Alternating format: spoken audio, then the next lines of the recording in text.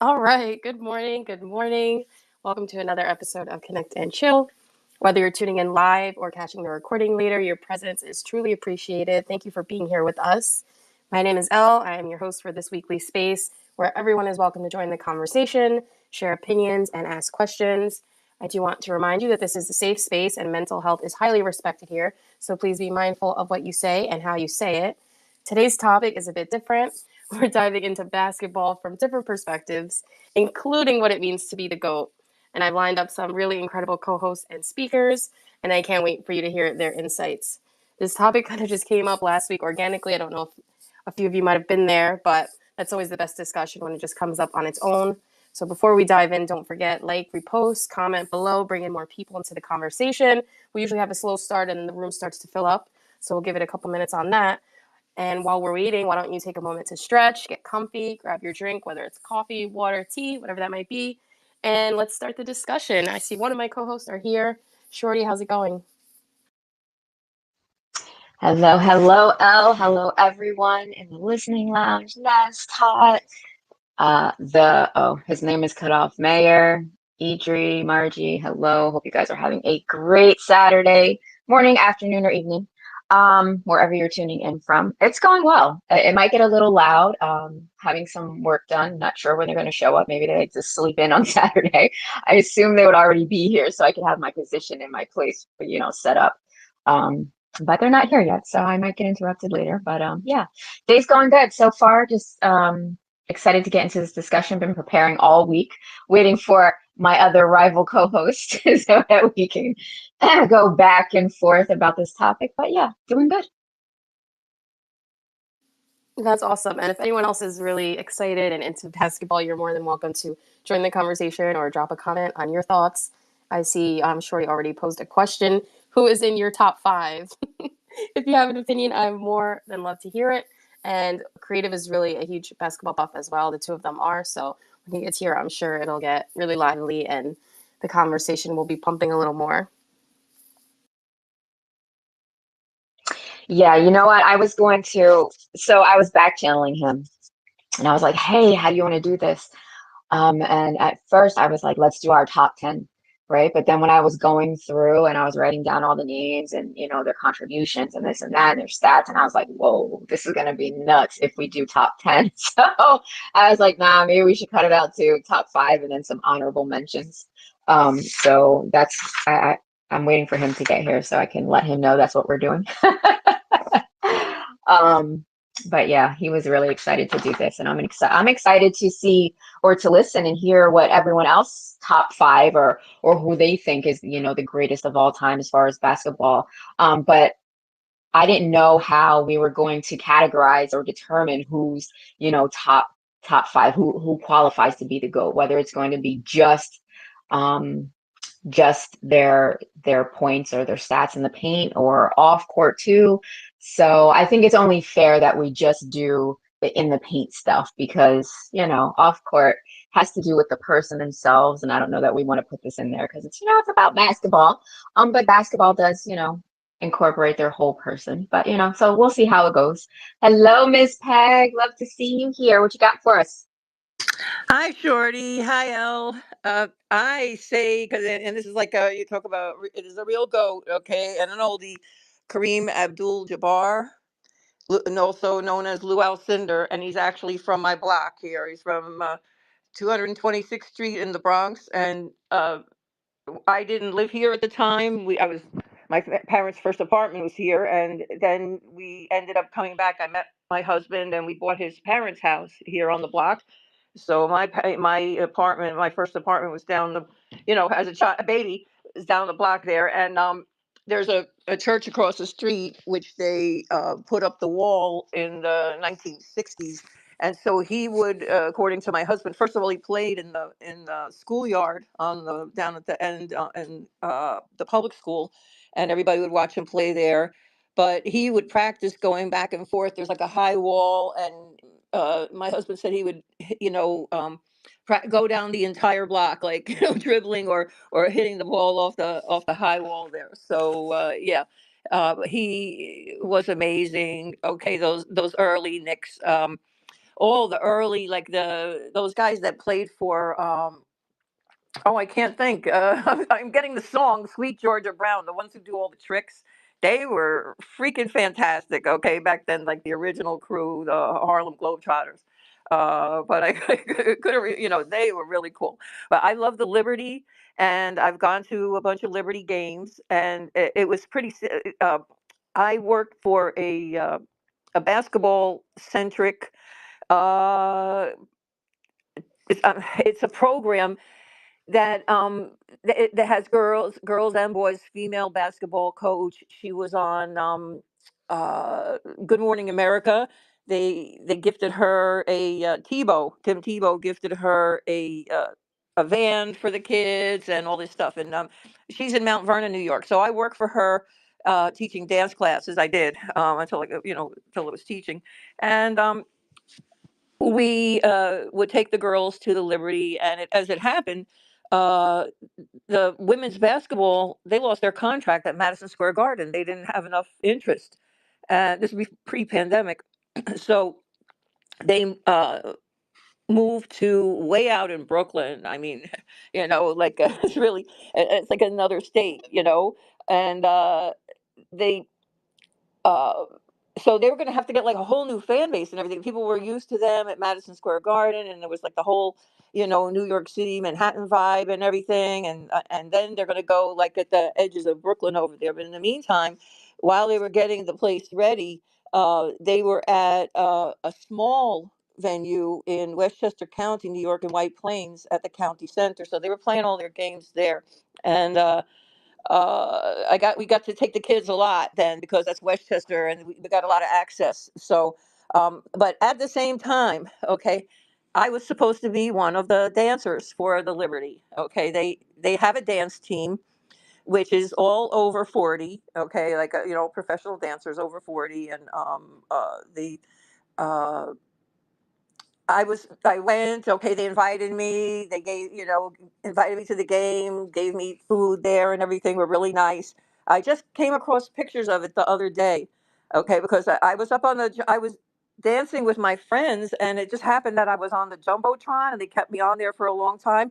And then later, when I was with some of the Liberty dancers that I knew, they said to me, "Oh, you were really good tonight." Okay, so they thought I was part of the team. It was great.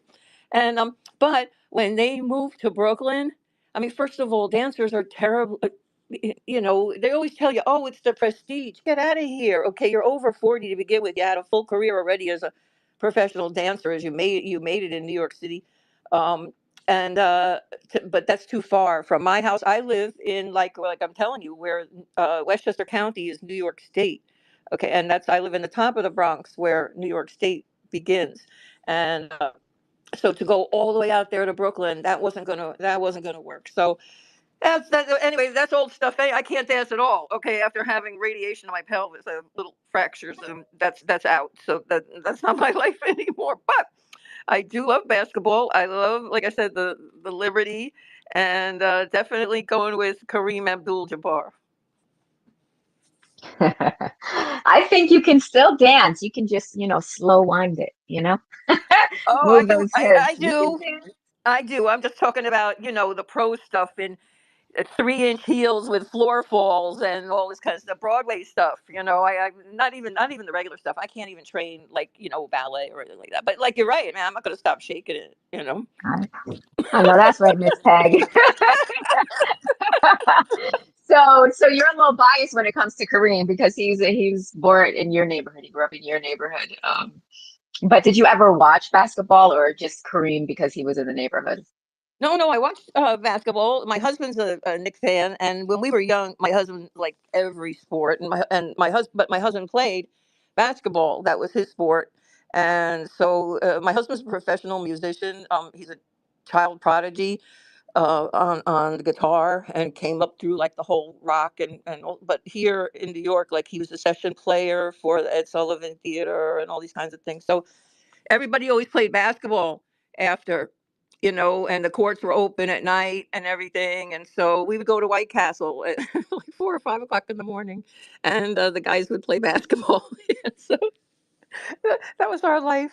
And yeah, so but no, my husband, was really into the Knicks, and still is. He's still, what you call it, a New York fan, of everything. Yankees, of course, here and he's a Giants fan, not a Jets fan.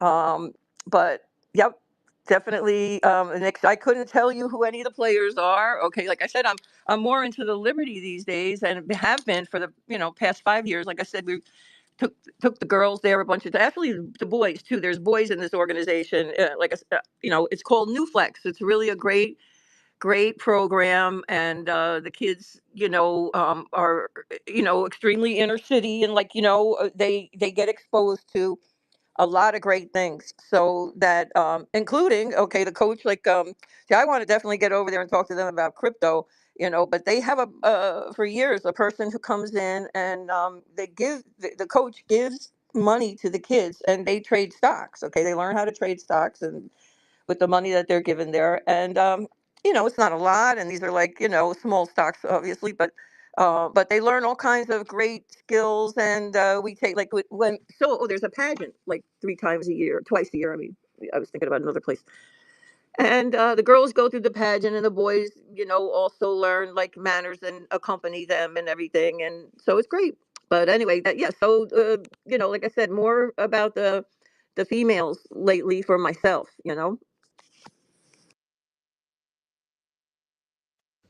Love it, love it, love it. I want to welcome Creative, my other co-host, where we're going to be chopping it up of our top five goats of the NBA. We're going to tell why. But you know what, Creative? So happy to see you here. Actually, let's let you give your introduction and say hi to the people before we get into what we're basing this top five on. So, Creative, how are you this morning? Yo, good morning, everybody. Good morning, Miss L. I do apologize for the lateness. You know, what I mean, I'm on that CPT time now. I had some daddy duties. My little one had a little accident this morning, so I had to take care of that. But um, morning, everybody. I love this topic, man. I'm excited to talk hoops all day, every day. That's what I do. I'm Creative Madness. I'm in the West Coast. You know, I've been working in cyber analytics for the last 10 years. I do AI art. I dip and dabble in a lot of different arenas, a lot of different lanes. But Spaces host now, I guess you could put that on the tab. You know, girl dad, veteran. You know, we could go down the list. But I'm just excited, man, to sit with my sisters. You know, L and OAJ, and my brothers down there, Ness and Benjamin, man, and get this topic going, man. I'm excited. That's awesome, Creative. I'm so glad you made it. No problem that you were late. Girl dad duties always come first. And I know it's early for you and Ben on the West Coast. I always appreciate that you guys are here. It's even a little early in the swamp, right, for OAJ. So it's good everyone made it. It is not early for me in the swamp. She's down there in that bayou, you know. Yes, the bayou. But no, you didn't pull out the CP time. It's cracking up. You're funny. Yeah, I'm in the bayou. You know what's funny? I was out in the back, a little off topic. And I was talking to the guy who's gonna cut my grass, and I was like, "Yo, what the heck are all these holes? Like they look like little clay holes." And I'm like, "What are all these clay holes? I've never seen it before." And he's like, "Yeah, those are crawfish holes." I'm like, "Oh my goodness." So they might come up. I might have to. No, I can't. I can. You know what's funny is I can eat them, but I can't kill them and cook them. It's just I can't do it. I just can't do it. Let somebody else, do that part. I can't do it myself. So funny though. Man, you But gotta get down there and get them mud bugs. You know what I mean? You gotta get them mud bugs. no, I can't. You know what? If I catch one of them, they're going to be in a tank and they're going to be my pet. I'm not going to be. I can't kill it. I can't do it. I'll have another pet. All right, if you put But it in the tank, just call it Sebastian. All right. you know what? That's actually perfect. Do the chickens eat them, or do they eat the chickens? No, I have little, I mean, they're getting big, but I had little bitty chicks, baby chicks, so they're not even big yet, but I don't think they That's would what I eat them. mean. Okay. They might like chase them or something, maybe. But they're so small right now. I mean, they're bigger since I got them, but I sit out there with them because we have hawks and we have owls, and if I leave those little little tiny things out there, they'll be somebody's meal. So I can't leave them until they're bigger. So I sit out there and I sit with them. And then when it's too hot or I want to do something else or I have some work to do, I put them back in the cage and then I come in. But yeah, I hang out with them. They're funny. They try to. You guys know what beauty marks are. I guess I call them beauty marks. You know, the little round brown dots that a lot of us have. And when they raise, then they call them what do you call those things? I never call them that on me, but what are they called when they raise up? Um, A Moles. mole. Yeah, yeah. So when they raise up, they call them moles. But these little chicks, they peck at them. So I'm like, wait a minute, guys, stop. I'm not food. Cut it out. I don't know whether they think they're bugs on me or something, but their beaks are getting sharp. So now it actually hurts. Before they were these little tiny itty bitty things and it didn't bother me. I'm like, guys, stop. I'm not food. But now they're getting bigger and their beaks are sharper and their claws are sharper. And so they're pecking at them still. And I'm like, guys, stop. Like, ow, get off me. But yeah, no, it's fun. Fun having the little chickadees. But let's get into it. Creative, my guy. We're gonna be talking about b-ball, right? I haven't been watching, I haven't watched in some years, but I do have a history of watching my team. Do we want to say what my team was for the longest time? Not right now. Maybe I'll reveal that a little later. But what we're going to do is, no laughing. What we're going to do is we're going to go over creative, if you don't mind the format. You'll do one, I'll do one. We're going to go over our top five. I'm not doing it in any particular order. But I think we're going to be basing it off I think we're going to just do in the paint, right? Because I don't think it's fair to do off the paint because we're really talking about basketball. We're not talking about the individual person. I feel like that's a whole different category. Like, basketball players as a person, that's a different, topic. We're talking about the GOAT in the sport. So what do you think about that, Creative? Nah, that sounds good. We could just talk about what they do on the court within the four lines, you know what I mean, and then go from there. All right, so I'm gonna give it to you. I'm gonna pass the ball to you to start off with one of your top five. All right. Basketball is my favorite sport. I love the way they dribble up and down. Oh, never mind. Bill Russell. I would do Bill Russell. Due to the fact that he got 11 championships. He was a player. He was the first player coach. He played for the Boston Celtics. During a time where it was rough, but he won 11 championships. He was undersized. Considered today undersized at his position if he was to play in today's game, but was had to battle Wilt Chamberlain and won a lot of those battles. He did a lot to move the sport and progress the sport. Between those lines. So, just off of championships, man, you have to put him up in the top five. He got 11. So, all right, OAJ, who you got next? Well, I'm gonna piggyback off of yours because Bill Russell was one of my top five. So not only did my boy win 11 championship rings, right? He is unmatched, winning 8 straight, right? Still, nobody has broken that record, winning 8 straight. Am I right? You right about it. You right about it. Oh no, that's right. So yeah, Bill Russell, he is one of the goats, and I don't think like a true basketball connoisseur. I don't think that there's any conversation where he's not in as the goat. He's not considered one of the goats. Even back then, when Bill Russell was playing, there were some things that they weren't even counting, right? Let's see. Yeah. Yeah. So, I'm going to ask you a question, though. So, I'm going to test your knowledge a little bit, right? Oh boy. So, where where is Bill Russell from? Where is Bill Russell from? Well, he's from here. What do you mean? Like where was he born? He was No. born in Okay. So, I'll ask you an easier question. What college did he go to? what college did he go to? Okay, so he was born in LA. I don't know what college he went to. What college did he go to? He went to USF. So he went to Oh, okay. San Francisco. He played high school in Oakland. So he's a West Coast dude. You know what I mean? Everybody, a lot of people think he's from maybe New York or things like that because he played in No, Boston. he's born in LA. He's West Coast all day. All right. Okay. So who's next on the list since you piggybacked off of me? I ain't gonna let you I get away with that. had to because he was one of my people. All I right, ain't so gonna you know let you what? get away with that. We're gonna we're gonna go back. Okay, so we're gonna go to Wilt Chamberlain, right? Okay. Hit me with it. Hit me with Will He Chamberlain. Who is he? was 76ers, right? He was definitely one of the GOATs. When you're talking about the GOATs, you have to put Wilt in the conversation. You can't not have Wilt in the conversation because this man broke so many freaking records in his career. They just started calling him the record book, right? This man, y'all all know, I don't even know if y'all know what a triple double is or a quadruple double is, but when they were back then they weren't counting certain things, right?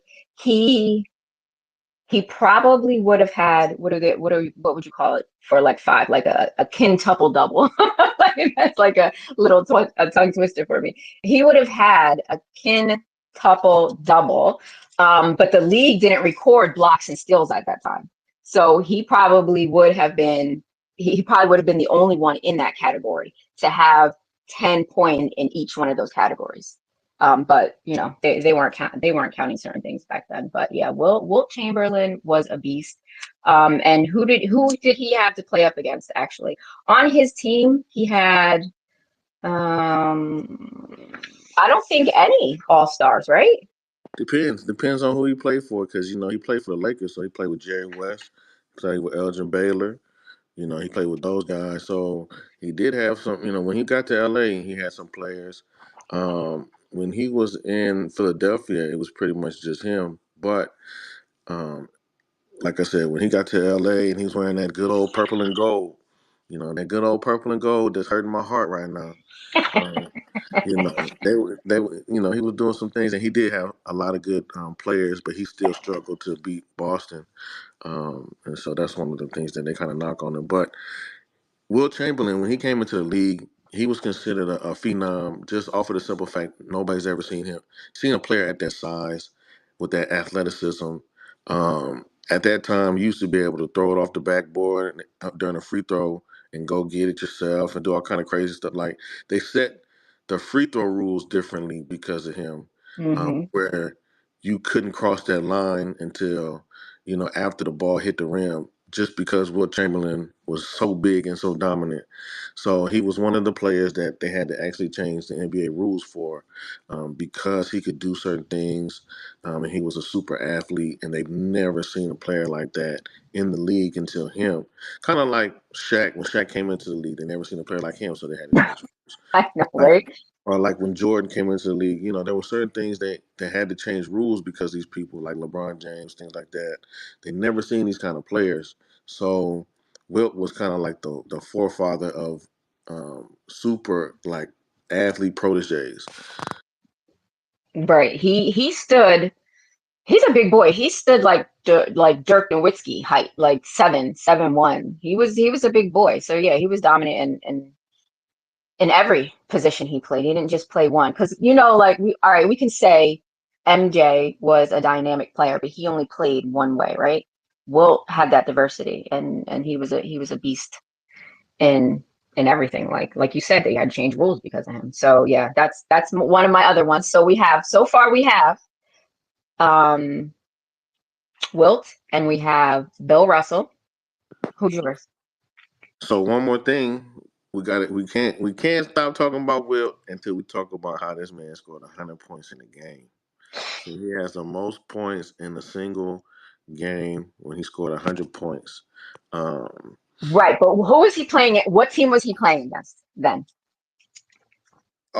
so he was playing with the Philadelphia Warriors before they came out to Golden State in California, and they were playing the New York Knicks. This was back in 1962, March 1962. Nobody has there's no recordings of this, there's no video or nothing like that. They only have the picture of him holding up the paper where it has 100 points written, 100 written on it, and he's sitting there smiling. So But it was a first time and the last time in sports history where a player in the professional sports of basketball, sport of basketball, where a player scored 100. Kobe came second, Close, close. came He close. was 81, 81, 81. Mm-hmm. 81, and to me, I'm just gonna put this out here, and we could talk about this another time. I think the 81 was harder to get than the 100 that Wilt got, but that's just my opinion. I'm Um, not going to say no to that. so I'm not going to say no. because of how the sport is being played and how that all the athletes are gotten their skills are better, things of that nature, and how he did it was a lot harder. I always say Will Chamberlain was playing against midgets. Kind of how I felt like when I played in a tournament in Maui and we was playing. And their center was like 5'5", you know what I mean, and my point guard was 5'10". So, but hey, look, that's just me. But Wilt was a phenom, so I got to give him some love and Absolutely. some credit. Absolutely. You know what that reminds me of when you're saying he's playing against midgets?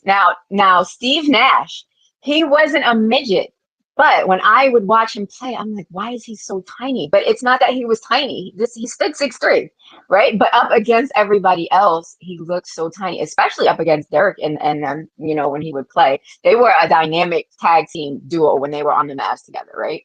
It was tough to get around them, right? But but when Dirk would just because Dirk he was a really good player. Not Dirk, Nash. Nash was a really good player. He really was. He would get in. I was like, that's because he's little as fuck. But oh my bad, I didn't mean to curse. He looked little, but he really wasn't little. But it was just how he moved, his athleticism. He was quick to get on the inside and get that layup. But yeah, that's what popped in my head when you say he played against midgets. He literally Nash looked 5'5" to me when he was playing, but he was just really good at moving the ball. So we got Bill, we got Wilt. Who else we got? Hey, it's you next. I got Wilt. You up? Okay, MJ. I mean, you Oh, could talk about MJ and his attitude and stuff, and how you might not like that part of him. But I tell people this, right? You kind of have to be an asshole to be great. When it comes to sports, I don't know about other fields or like like other like white collar fields and things like that. But when it comes to sports, you kind of got to be arrogant. You got to be egotistical. You have to be these things to be great. You have to think that you're the greatest person walking on God's green earth to be successful, or else you'll get eaten alive in sports. So, there are things. Some people, and then there's some athletes that, you know, they're that way on the court, and then off the court, they don't know how to turn it off. That competitiveness. MJ was one of those people. He was always on go time when it comes to competing and being the greatest. So you have to put him in there one because think about this. This man, one he had two three peats.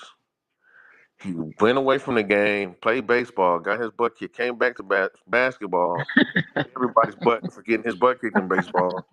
I mean, he wanted. Listen, at that time, think about it, he inspired a movement with his sneakers, um, with his shoes and stuff. You weren't able to wear certain color shoes at that time. He was able to wear 'em, black shoes and stuff like that. Then the shorts, the baggy shorts. Nobody's wearing baggy shorts until Michael Jordan. Um, Michael Jordan inspired, people to be bald headed and be happy about it. Before then, people was mad that they were losing their hair. So, he inspired, made you think a human being can fly. I want to be like Mike, all this stuff. There's still things that Michael Jordan, just his brand on the court, is such a big influence. Where even the jerseys now, and they thought that he should be the next logo and things of that nature. I mean, just how the other players, if you ever listen to interviews of how they talk about Michael Jordan, they call him Black Jesus. They call him the Black Cat. They actually have fear of this guy. Like, oh man, I gotta play this dude. So here's a quick story, and then I'm gonna give it to Miss Peg. But when Michael Jordan used to play certain players, the story is that he would sit and on the court, and as he's playing you, and as you're guarding him, he would sing Anita Baker to you, and he would sing the song "Giving You the Best That I Got." Like, how messed up in the head would that mess you up while you're guarding one of these superstar athletes and he's singing Anita Baker to you? He's not singing like, he's not rapping to you. He's not hitting you with Tupac or like Biggie Smalls. He's serenading your ass and kicking your ass at the same time. Like, yo, that will blow. That would make me so upset. Like, I don't care. Like, just from a pride perspective, you gonna sing Anita Baker to me as a man? Like, that's cold. Go ahead, Miss Peg. What's going on? This is not financial advice, but if you have any MJ stuff, okay. My friend is in the film industry. They're making a movie about him. So I had something and I was going to sell it. And she said, no, hold that. It's going to be worth 10 times. Okay. When that movie comes out. So there you go. All right. But like I said, not financial advice. If you, and, uh yes, he's absolutely incredible, like you said, creative. He has all these really cultural milestones and everything, and led the way with so many things like that. I think he's really, like culturally, uh one of the tops like that, and cultural influences. And hey, you guys remember from the morning space, the Genius Room, Hoops? Okay, Hoops OG. It doesn't seem like he's around. I tagged him to see if he wanted to come in, because he's a very interesting guy. I mean, he played internationally still. Okay, but That's absolutely, Miss Peg. I was hoping that he was in here, actually. I tagged him, but I see he's not around for a few days. So hope he's enjoying himself. I'm gonna back channel him, see how he's doing. But yeah, he would have been one of the people to come in here and speak about hoops. So Jordan, creative, absolutely. I mirror everything you said about MJ. He was a dynamic individual. He had people fearing him. The singing Anita Baker, giving you the best that I got. That was straight psych 101. And that is hilarious. But I think we see, because MJ was such a dynamic scorer, right? That I think that that overshadowed his ability to defend. Like, he was a tenacious defender, right? But his scoring was so well that overshadowed it, right? And he was a defender on and off the ball, right? So the blindside block, the defensive plays, and that triggered fast breaks and traditional breaks. But like, Mike was a whole freaking movement, y'all. Like, even when he returned, that, I'm back. It's like, that, like, put people, their hairs, that made their hair stick up on the back of their neck, like, oh damn, I gotta defend this guy again. Or like, damn, like, his spin moves, his dunk, his glides, his layups, his jumpers. This man, I think his style of play is that, like Kobe. The huge difference between Kobe and Jordan, to me, um, Kobe was more humble than Jordan, right? And Kobe would use his team more. He would utilize his team. He would absolutely pass the ball to his teammates. Whereas Jordan, he just hogged the ball. He was just like, give me the ball, I'm shooting it. That was it. But he improvised moves all the time. Moves and plays that nobody has seen before. He was such a freaking dynamic player. Him and Kobe were dynamic players. Um, he was, I don't know, he was obviously, he's one of my goats too. And the reason why MJ is in every freaking conversation, there's people who say he's the goat, he's the greatest of all time, hands down. But the reason why MJ is in the conversation is because MJ dominated the freaking league in the first place. There is no conversation that MJ cannot be in. He freaking, let's take Malone for example, right? Malone was a power forward, right? If MJ never existed in the game, Malone would have had 3 league MVPs instead of 2. He would have had 5 scoring titles instead of 0. He would have had 2 shit championships instead of 0. And Malone would have rivaled, just as an example, he would have rivaled Tim Duncan as the greatest power forward if MJ was not in the league at all. That's the effect. All of this together, what Peg said, what freaking Creative said, this is why, MJ is in every freaking conversation. This is arguably why MJ could be referred to as the GOAT, and people really won't have too many rumblings about it, because he was such a dynamic player. Like he changed everything. He started shit. He made trends. He made, like Creative said, he made people proud to be bald headed. Like who else was bald headed in the league that was just like him, Kobe? Even if we go to Grant, remember Grant? He was such a nice dude though. I remember Grant Hill, he did have hair when he started and he had none by the end of his career, but I remember Grant Hill too. He was a little baldy. Ray Allen was bald. He was the 3 point he was the 3 point record holder um until freaking oh my gosh, my guy. What's his name? Um What is his name? I can't believe I don't. Curry. Love Curry. He was holding the title for 3 points until Curry came along. And he broke his actually he was actually in the he was in Ray Allen was in, because I watched that game when Curry broke his record. He was actually in the audience when so that's just like, and he was supportive, Ray Allen's like, yeah, he was supporting him. Steve Miller was there. Not Steve, oh my gosh, Reggie Miller was there too. Yeah, I watched the game. But yeah, so you picked MJ, right? So, So before we go off for MJ, I okay. got hit you with a question. So Oh, here we are with the questions. what jersey numbers did Michael Jordan wear in the NBA? What jersey Oh, okay. Well, numbers? hold Notice not on. just one. Oh, What jersey MJ. numbers? Okay. You better, no, hey, don't you No, Google. no, no, because he was 23, but when he came back, he was 45 Okay. Well, or he something, wore three I different think. numbers in the NBA. Okay, hold on. So 23, 45, and then I want to say three. That's what's popping in my head. 23, 45, and he wore 12. He wore 12. All 12. He right. wore 12 one Why did I game, I say think, three? because somebody stole his jersey out of his locker. Somebody broke into the locker and stole his jersey, so he had to wear the reserve jerseys that they had. Because nowadays they have reserve jerseys where it's all the players' numbers, but back then they just had random numbers. Random numbers, yeah. Yeah, so he had to wear the little backup jersey, and he wore 12.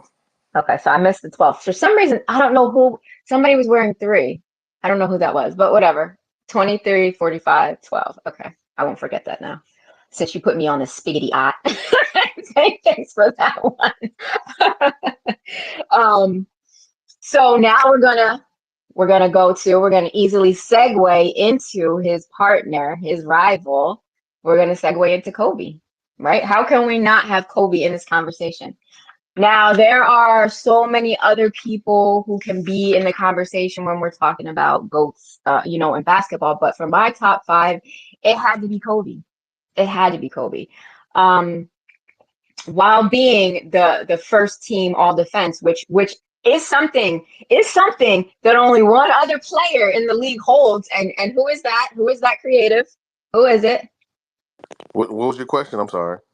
While being the first team all defense. Uh huh. Who's the only one who only holds that too? The first team all defense. There's multiple players that have first team all defense. Because first team all defense is like, so first team all defense, how it works. Every year they pick first team, second team, third team, all defensive players, right? So so first team all defense, yeah, they pick a couple different people. Now defensive player of the year, they only pick one player per season. So when it comes to first team player all defense team, yeah, there's multiple players throughout the league history that's been on that. So what are you shooting for? I guess is the question. Hold up, hold up, hold up, hold up, hold up, hold up, hold up. Come on, OAJ. Come on, Hold OAJ. up. Because he Hey has man, five. say man.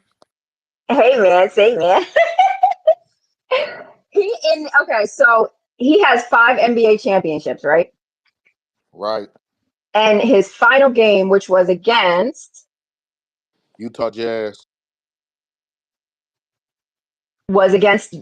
the Jazz.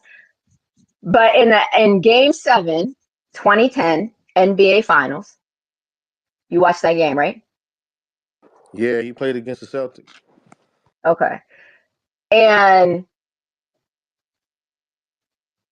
he was playing with an injury, right? Yep, And what was that injury? it was his finger, his on his To shooting hand. on his shooting hand. And did they pull out the dub for that? Yeah, he played like crap, but he got rebounds and stuff. Ron Artest I hit was the gonna say three, that. and that's when Ron Artest said, "Kobe, pass me the ball. Kobe, pass me the ball." But Cole, why you say it like that? Like Artest was crying or something.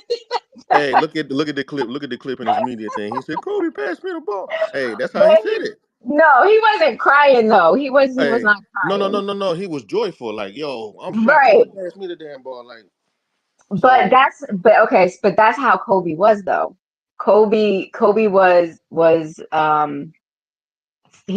like an elite ball handler. He was like the decision maker, right? He was like he was the person that you went to when the clock was winding down and you needed to get some points on that board. That's who Kobe was. So he was the decision maker. He was a dynamic decision maker, right? He that's what I'm saying. That's the difference between him and MJ. Kobe used his team, right? So he did pass the freaking ball to Artest, but you got it like like Artest was like crying, like pass me the ball. listen, I'm gonna put that clip in the damn jumbotron. Don't you play with me. I'm gonna I put that didn't clip in think there it so was people like don't know. that. I No, watched that I'm not game. I don't exaggerating. think Nah, I think you are. no, no. And I'm I gonna put it watched up that there. It's game a coming. couple times. I don't think it was Hey, like that. hey, just give me a couple seconds. I'm gonna go ahead and put it up there for you so I'm you gonna can need you see. to put that Can clip I bring up and can I put bring up that Jokic while clip. you put that up? Of course. Oh, Jokic. Okay, bring up Jokic. So I grew up on Giannis. Jokic. Jokic. My first year that I started watching basketball was Jokic's year he got drafted, and I grew up in Denver. So I'm a Jokic stan. Who wants to ask me about Jokic? Why don't you just let us know about Jokic? Jokic is a decision maker like you see in Kobe. So okay, so He's dynamic, but he's slow and dopey, if we talk about Jokic, we could talk about him, but let's get through this five real quick, and then Dope, we dope, could talk dope, about Jokic. I got some things about that. dope. Okay, but yeah, so let's not get on Kobe real quick because I need to see this because I watched that game like 2 or 3 times and I didn't I did not see him because you're making it sound like Artest had like 20 points that freaking game. While Kobe was being the rebound champ because he had the freaking broken pointer finger, which is his shooting hand. He was the rebound king. But they did bring him in, like, and Artest was hitting him and freaking what you call it? We're going 3 for 3 in that game. Who the freak was it? It was him and Rondo missed that important three, so we ain't gonna talk about Rondo. But Rondo, So while Rondo's OJ is going around in Wa- circles, we're gonna see. Wallace. I put the clip up there in the jumbotron. No, I don't believe Hey, you. Let me see. about Ron Artest. So please, people, go watch it in the jumbotron for a second, and you tell me how he First of said. all, no, I'm looking at it right now. I'm gonna look. Man, I come with You doing an receipts. interview? I come with receipts.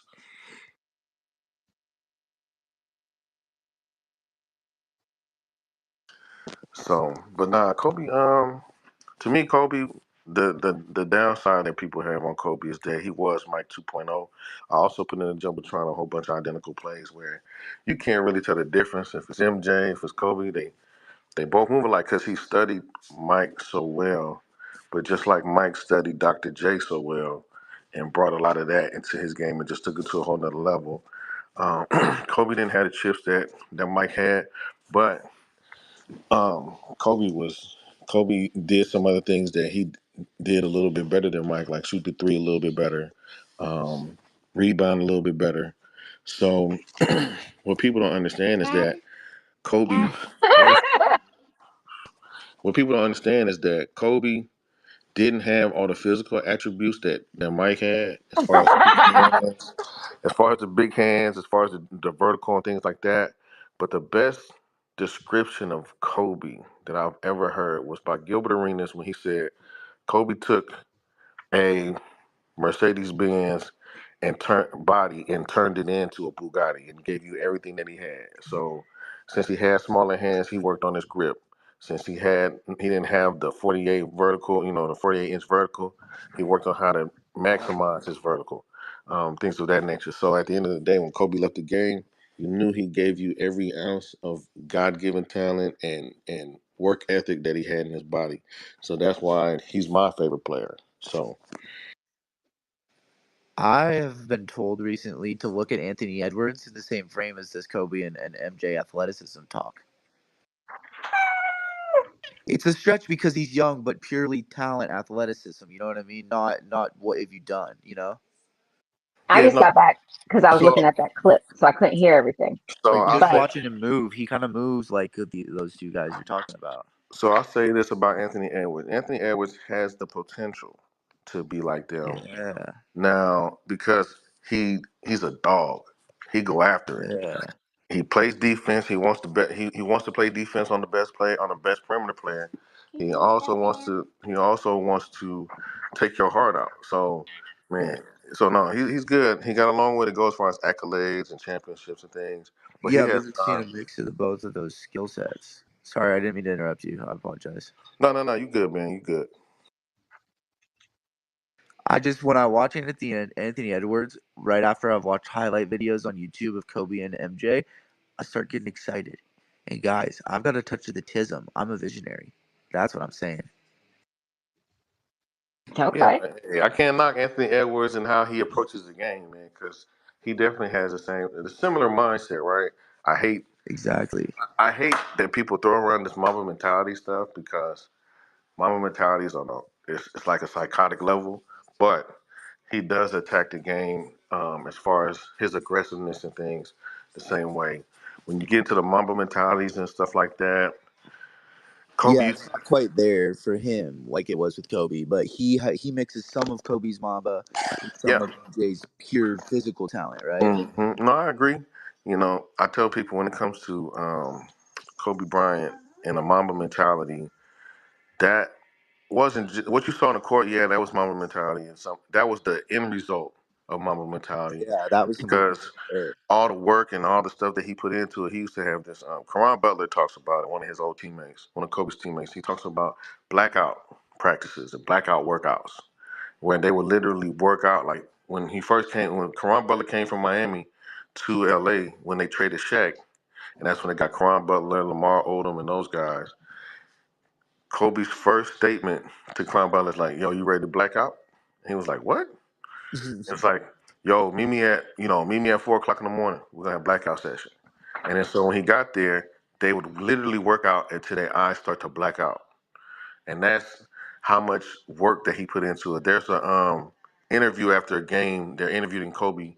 It's Jim Gray, and he's like he lost a championship, or whatever. So they're like, "Yo, so what you gonna do different this off season to go into next season?" And he was like, "Man, look, I'm gonna work out to exhaustion." Like a lot of players don't do that, man. A lot of players don't put their time in when you're working out to exhaustion. Kobe talks about his workout regimen, where he says, "Okay, look, most guys they get up, they practice, or they work out. They have their workout maybe like 10, 8 or 10 in the morning, then go home, hang out with their family. Then they go back maybe at 3, 4, work out again, and then that's it." He said, "Me, I work out at 4, get done about 6, go home, take a nap, eat breakfast, wake up, eat breakfast, spend time with my kids. Then at like 1, I go again, work out, whatever, do my thing. 3, come back, chill, go back, work out again." And then like by the time he breaks down his workout regimen, he done worked out 4 times while everybody He else worked out made twice. he made a 24-hour day into like 6-hour chunks. Yeah, so he really put in that work, man, and a lot of people That's don't take dope. that serious. Yeah. But that's what you do when you want to be the best, when you are that's when you're the greatest at something, how you get there is putting in that work like that. It's just like when you're working out, you work out to exhaustion. Sometimes like it's pushing your body to its limits, right? To what you perceive the limits are, right? Because if you work out so aggressively, you get to a certain point where you might throw up because you have pushed your body to that point, and it's not a bad thing. Um, but you're putting in that work to get to a destination. That's why he was such a dynamic failure. That's why his mind was so open. He can make those last minute decisions because of how aggressive he was in working out and exercising and practicing. That was just Mamba, and he did it best. Well, and us as regular little degenerates, or at least me personally, like Regular little I degenerate. only work out till I black out if I don't know when to stop myself. I took too much pre-workout, right? I work out till I'm sick because I forget to stop. But if you do that on purpose, that's a whole different way of working out, you know? It's a whole different beast. It's a whole different animal. It's Absolutely. Mamba. It's Mamba. It becomes Mamba. Mamba. Yes, yes, yes. So He is here's my what I favorite see player. Jokic having Mamba, guys. Say that again. Jokic has Mamba. Negative. I would have to disagree. I would, Okay, so the media paints a picture that he's not interested in basketball. Go watch his pressers. oh no, I watched his pressers, but watching his pressers, I can't Watch give you watch his. the pressers. Watch the pressers of his teammates. He I doesn't was skip out on the rookie mandatories. He no, goes to that's every rookie cool. mandatory. Right, and that's cool. That's cool. I'm not. I definitely look. Jokic is a good player, right? Jokic is a good player. Me personally, I think he's overhyped on certain things because the NBA is looking for that great white hype. But Yeah, um, yeah, and they're trying to push it towards a more European. They want a European face for sure. That's so obvious. because I'll tell you this. Like I'll give you a perfect example. If Jokic gets MVP this year, that's how I know NBA pushing the narrative because But the here's the thing: you're talking to a back-to-back the last 2 years. I've been a season ticket holder and gone to all the Nuggets games. I've watched him live to create my narrative. No, I get you. Like, I'm not saying that he's not a good player, but I look at it from this perspective, right? Like, the NBA will tell you he's the top five center of all time, right? I Mm, disagree with Yeah, that. mm. Highly disagree with that because one, the center position in today's NBA is one of the weakest positions in the NBA right now. So if I took Jokic and I put him against Shaq, or I put him against Olajuwon, or I put him against Bill Russell, or I put him against Dwight Howard in his prime. We seen what Dwight Howard did to him in the bubble and kicked his ass. And Dwight Howard was way past his prime at that point. But there's like 15 centers throughout the history of the NBA that I could put in front of him. You want to say he's the best? You want to say he's the best international center? Okay, he might be top five international center. But then you got Rick Smith, you got Sabonis, you got Vlade Divac, certain players like this. It's very, very hard to kind of judge that, right? Because Jokic, a lot of times, because I watch his games too, who's defending him is usually the power forward and not the actual center. And a lot of times he's a lot bigger than those individuals. And he doesn't really get center to center matchups, right? We see what even just though the because Lakers are, other teams decide to play a certain player a certain way doesn't mean he's lesser, though. but Just what I'm because they take a center off him because the center position's weak and putting a more athletic person on him doesn't take away from him, right?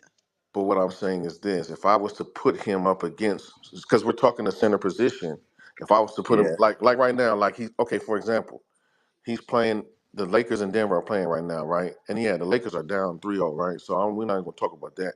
That's a whole nother conversation. But just matchup to matchup, Anthony Davis versus him, right? Anthony Davis Oh, has it's going to be such a hard matchup against the Timberwolves when they throw an athletic person on him, and we've got to guard a center so, with our but athletic that's power but forward. that's my thing with him, right? Like so He with is him, if I look at for him sure. versus all the centers versus against all the centers all time, he doesn't make top five. He He's doesn't. not matchup. He's not matchup proof yet, is what you're saying. Yeah, so we got some hands up real quick. Miss Peg, since you already spoke, we're gonna go with intricate one. Go ahead, intricate. Hey, hey, All what's right, up? I'm gonna. I have to go, and I just wanted to, interject again about Kareem Abdul-Jabbar.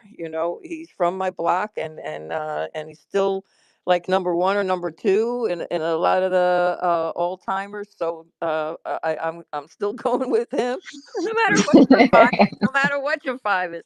So Hey, Miss, we appreciate you, Miss Hold Peg. on, We guys. appreciate you. thanks. Please. And Have a steady, as an good day. athlete myself, I'm a professional dancer, and like my physical therapist right now, he said to me, "Boy, dancers are really underrated about the strength that I have at my age coming back." And I did all of that training myself as an athlete. You really go too hard to the point where like you're saying, you're vomiting, blacking out, stuff like that. Yes, really sick. In extremely hot rooms. It was thought like we should all train in the heat.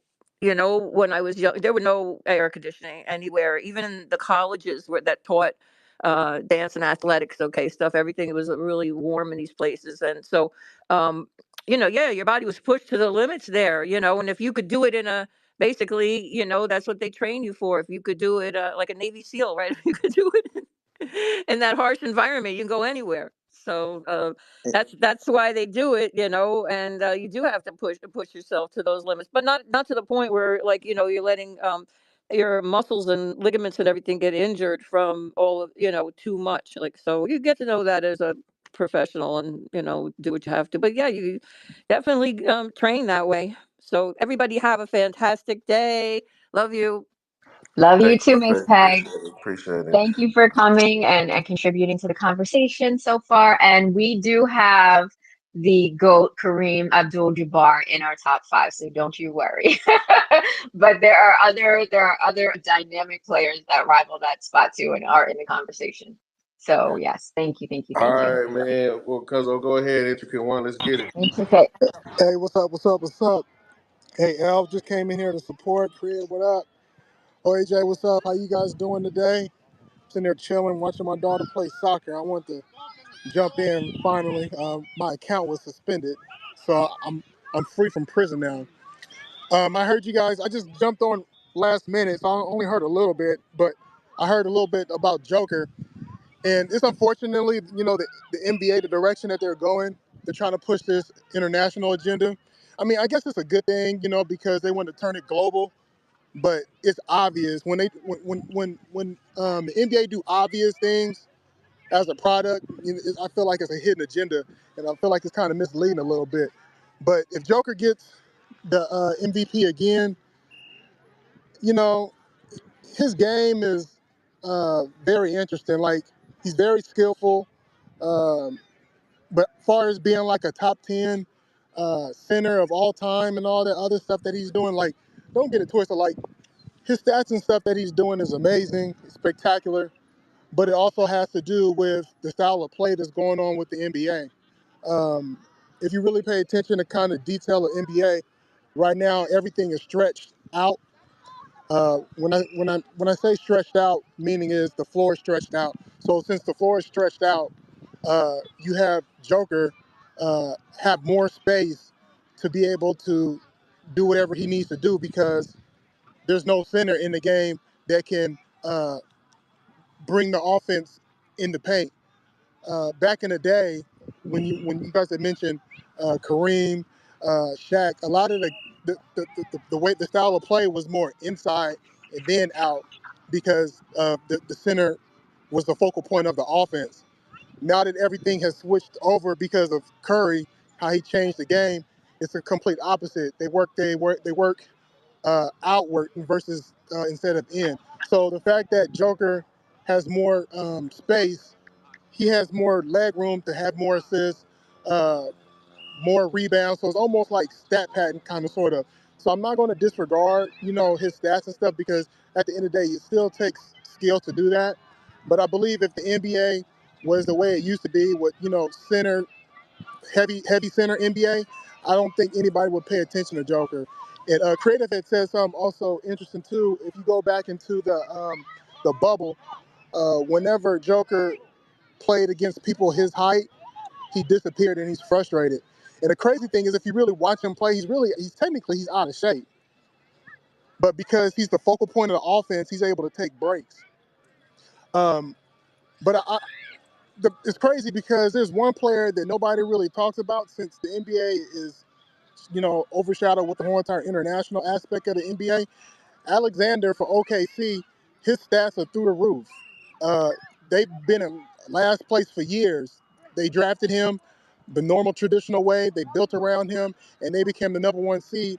And they're one of the top teams in the NBA. And it's kind of crazy because it's like, what else do some of these players got to do to get these MVP trophies? And same thing with Tatum. Tatum, who plays for Boston, he's been in the finals deep for multiple years. Great stats and everything else like that, and he still get overshadowed, and they still push either Joker or the Greek Freak. But I just wanted to put in my little 2 cents in and just support you guys in you guys' space. Nah, we appreciate it, man. We appreciate it. You brought up some good points. SGA, like I said, if SGA don't win the damn MVP this year, that's crazy. That's gonna be like when Shaq got robbed and Steve Nash won the MVP that year because Shaq was killing. But what happens is with Shaq, the reason they said that he didn't get it because they were just so used to him being so dominant. that it looked like okay, this is what he does all the time. So what are we supposed to do? Give him the MVP all the time? Yeah, So if he earned it, right? well, It's that's what you would crazy. think. That's what you would It's think. crazy to me. But but if you think about it, if I put another MVP in Jokic's hands, then that's another piece of the argument that he's one Yeah, of the greatest of all time. But yeah, SGA, if you look SGA, OKC hasn't been good since Kevin Durant and those boys, Russell Westbrook and James Harden. So now you got SGA, who's a young player, who's leading the league in 30-point games. His team is number one in the West, which the West is the hardest division this year, the hardest conference this year. And on top of that, they're a young team, an inexperienced team that shouldn't be number one. So the fact that he guided them and led them to be number one, all those factors is the reason why he should win MVP. And if he don't, man, I promise you, I'm gonna be like, look, NBA, man, y'all gotta do better, man. Y'all gotta at least hide it a little bit better that you're just trying to push certain narratives, man. Because I don't even understand why Luka's in the final of this conversation. What has Luka done this year that made you look at him and be like, oh damn, he MVP caliber?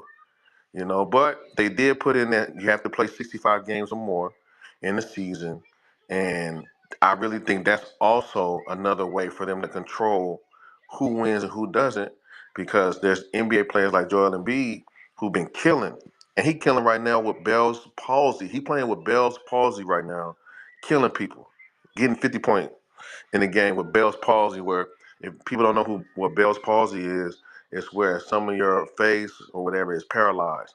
So if you watch him play the last 3 or 4 games, the left side of his face, he can't even blink his left eye, and been killing people. So that's all I wanted to say. Go ahead, Ben. Yeah, I just wanted to push back a little and say, like, I think Shea deserves it just as much as Jokic this year. I think Tatum deserves it just as much as Jokic this year.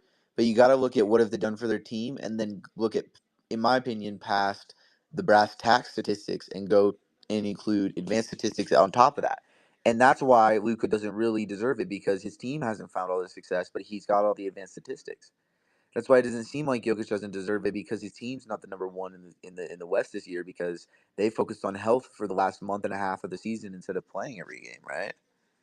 Like, we should look at the MVP race based on what did the team need, because we're asking who was the most valuable player for their individual team. So I'll say this, and I'll push back a little bit on that too. But I respect your viewpoint, man, I completely understand your stance now because you like the advanced stats and stuff.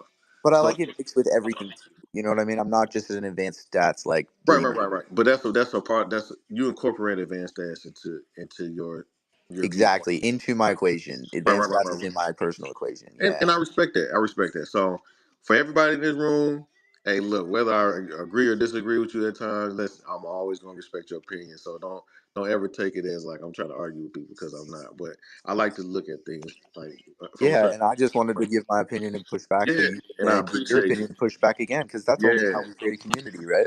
facts, and I love it. I love it. I So appreciate how he writing for him though. I really do. yeah. Yeah, no, I love it. So I look at it this way, and I think this is why the NBA. Okay, so from a holistic, highest level view of the NBA as a product, which it has been really, really going down, right? Because I really look at it. Once LeBron retires, once Kevin Durant retires, once retires, and those players retire, there's really the superstars where that really took the game serious. There's going to be very, very few and far in between, right? I remember watching the games in the 80s and 90s, and everybody had two, three dogs on their team, and everybody was getting after it, and everybody was beating each other up and man knocking each other on the ground and stuff, man. Like no blood, no foul kind of basketball, right? And I get it. You got to get away from that because we see what's happening in the NFL with CTE and stuff like that, and those certain things. And I know NBA players that where their fingers are all jacked up and stuff like that and stuff. So there's a lot of sacrifice that goes into it. So I understand why you had to remove some of the physicality of the game, but a lot of these, and then you got the one and done players who are coming in underdeveloped.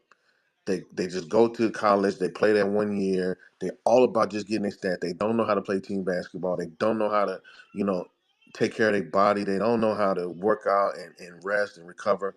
They don't know how to do these things. So if you look at a lot of the first round draft picks, a lot of them a lot of them sit out the first year. Starting with Joel Embiid, he sat out. Blake Griffin sat out. Then you had Chet Holmgren, he sat out because they get injured because they are underdeveloped, their body is not used to it. Because you're going from playing maybe what 30 games in a season to now you're playing 82 games in a season. So and you're playing 4 games in 5 nights some week. So from that perspective, a lot of the product itself has went down. So when we look at analytics and stuff like that, they draft solely based on analytics for the most part. Nobody does the Jerry West eye test anymore because, and then if you look at Jerry West's track record, he picked Kobe, he picked Blotty, he picked all these people, he picked Pau Gasol, he picked Marc Gasol, and with the eye test of watching these people that play the sport at a certain level can look at somebody's stats and then be like, but that person ain't gonna be who that person is stat wise in college. They're not gonna do that in the NBA. They're gonna flutter out. They're gonna be a 3-and-D person. You can kind of see it, even though they got nice stats. There's a lot of players that came in that had really really nice stats, and they're role players. They're not stars. They're not this. Then you got people like Jimmy Butler. Jimmy Butler was averaging maybe like 4 or 5 points his first year in college at Marquette. By his senior year, he averaging 20. Jimmy Butler coming to the league, he fully developed because he played 4 years in college. And now look at he's Jimmy Buckets during the season, and he play off Jimmy and all this other stuff. So from a we can look at analytics, we can look at data and stuff like that on certain things. When it comes to sports, I think the main driver is the eye test. As far as that's concerned, I would for me, Jokic, he's a good player. I'm not gonna say he's trash or nothing like that because he's not. That'd be the biggest lie I could tell to this audience, right? He handles his business. I like Jokic as a player. I think a lot of the knocks that I have on him is mainly because the NBA is trying to push him. You're trying to push him one because Jokic as a brand is not really marketable. How he plays, it's not finesse, it's not fancy, it's not cute to the eyes, right? It's not sweet. He gets in there, he does a little thing, he got a little touch, whatever. He can't jump over a paperclip. You know what I mean? He can't run. He can't he can't run. At all. He can't do these things. He's not super athletic, but he's super skilled. So, in order for me to make Jokic marketable too, and to push this international ideology for the game to spread more international than what it is, I have to say, okay, look, how can we do this?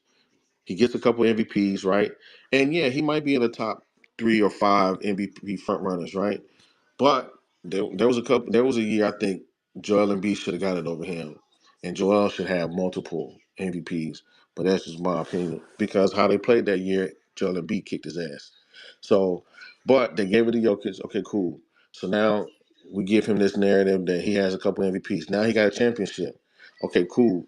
Now I'm starting to build the fan base and starting to build the market and make Denver a more mainstream market now. So now that's improving the NBA money wise because Denver's never been looked at as a big market. So now that's a big market. It got an international player. We push these international players because predominantly most of the time, 9 times out of 10, it's a minority that wins, the MVP and stuff like that because there's way more minorities in the league than white international players. Cool. So it's been what since Larry Bird. Larry Bird was the last probably white face of the league. I mean, you had other great white players, but Larry Bird was actually one of him and Magic shared that spotlight, and to where they lifted up the NBA as far as money as a business, things of that nature. So um, for me, I just want if the NBA is going to push certain narratives, not just Jokic. I'm just using him as an example, but they push other narratives as well. They can't be so blatant with it. You got to at least hide it from like wrestling. I used to love watch wrestling, but wrestling has you could see it coming. You could predict what's going to happen now in wrestling too. And I knew it was fake all this time, but at least I could at least fake my mind out back in the day and think it was real. Now I know it's fake. It's like a soap opera now. So um, we just No, have you're to, not lying. It's so crazy now. It's so crazy it's now. just, it's just different, man. So I really think and I'm gonna land my plane here because I've never said that. So I just wanted to say that one time before you start. Well, I think, well, I mean, bring up to your point. That's the point. I mean, the fact that they have to do that just shows you the future of what the NBA is going to be. Right. So Whenever you're doing desperate measures like that, you're trying to find a savior. Right, You're just trying to make something up as you go. That just shows you once when LeBron and Curry and Durant leave, what is the NBA gonna look like? right. So that's my point. Is like I believe in 5 years I probably won't watch the NBA no more. Oh yeah, I Just already because know. it's Yeah. gotten away from the game that I love and how the game was actually played and things like that. There's just a lot of things that I just don't like about the direction of the NBA. And I will land it there. Well, nothing great lasts forever, right? They got to ruin everything. I didn't foresee the conversation going this way, and I should have known better. I didn't foresee it going this way, but I definitely should have known better. I thought we were going to go through top five and then honorable mentions, but yes, we do absolutely have to get into that narrative when we're talking about basketball. How did I think we were going to sidestep that? No, I don't know why I thought we were going No, to no. sidestep Hey, that. we But got one more. We got one more. Hey, so no, here we was the did last. five. What are you talking? Do we did five? Okay, so we had. Now we're doing honorable mentions. Okay, so we had Bill, we had Kareem, we Mm-hmm. had MJ, Yep. Kobe, and we had Wilt. Yep. So that's five. Okay, We have okay. Bill, So MJ, Will, Kareem, honorable mentions. Kobe. Honorable mentions. Let's go. All right. So Isaiah Thomas. Oh my gosh, yo, we can go through honorable mentions for a long time. And then you even said KD. He's definitely an honorable mention. Um, Barkley in his prime, with the strength and the speed, his athleticism was really good. You know what? I'm gonna tell y'all who my team was because I just said Barkley. It was the Suns, the Phoenix Suns. When Barkley and Kevin Johnson, all that, we had a few good players run through there. I used to love Raja, and then we had Marion and freaking whatchamacallit even came over there. Nash came over there for a minute. He was, you know, battling his old teammate Dirk. So yeah, my one first star honorable mention would be Isaiah Thomas. He dominated in the late 80s, back-to-back championships. I'm always gonna go backwards only because that's where I was watching more of the older games because I really haven't watched basketball in years. He would have had three straight. What did Isaiah do? He set the record for scoring 25 points in a single quarter. And he set that record on a swollen ankle, I believe it was. And I believe he scored 16 points. I got it backwards, like 16 points in like 19 seconds. That's crazy, right? So my honorable mention would be Isaiah Thomas. What's yours? So man, I gotta go with Shaq. Shaq Diesel. Like you can't. The most dominant player in the game, period, hands down. I ain't gonna lie to you. Will Chamberlain would have got smashed on. Like this dude, this dude Shaq was the most. Nobody's ever seen somebody as strong as him. Players talk about how they try to foul him and they almost broke their arm because he was just such a solid player. Even if you look at his Orlando days, the dude was pushing it up like a point guard. Like he'd get the rebound, push the ball up.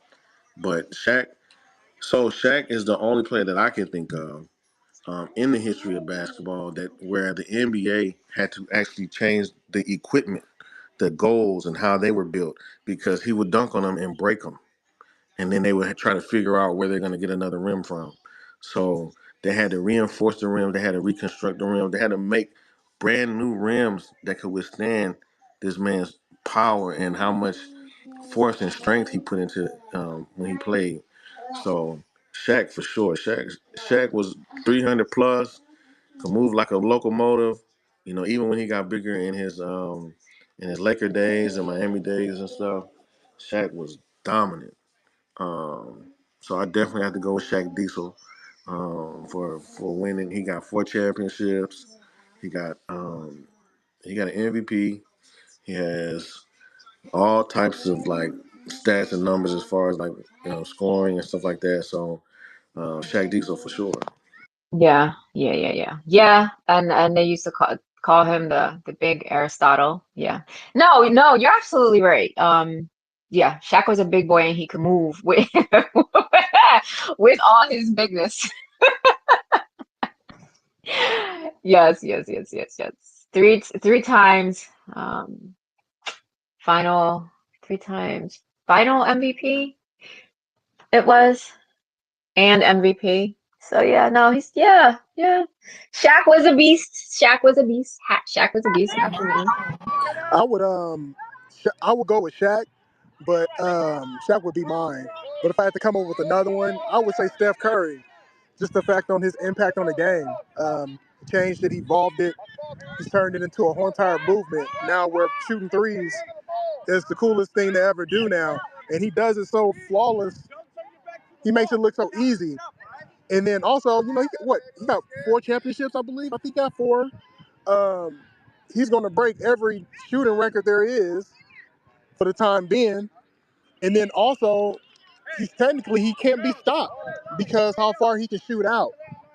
So if I had to pick somebody outside of Shaq, I would probably pick Steph. Yeah, now Steph is a good one.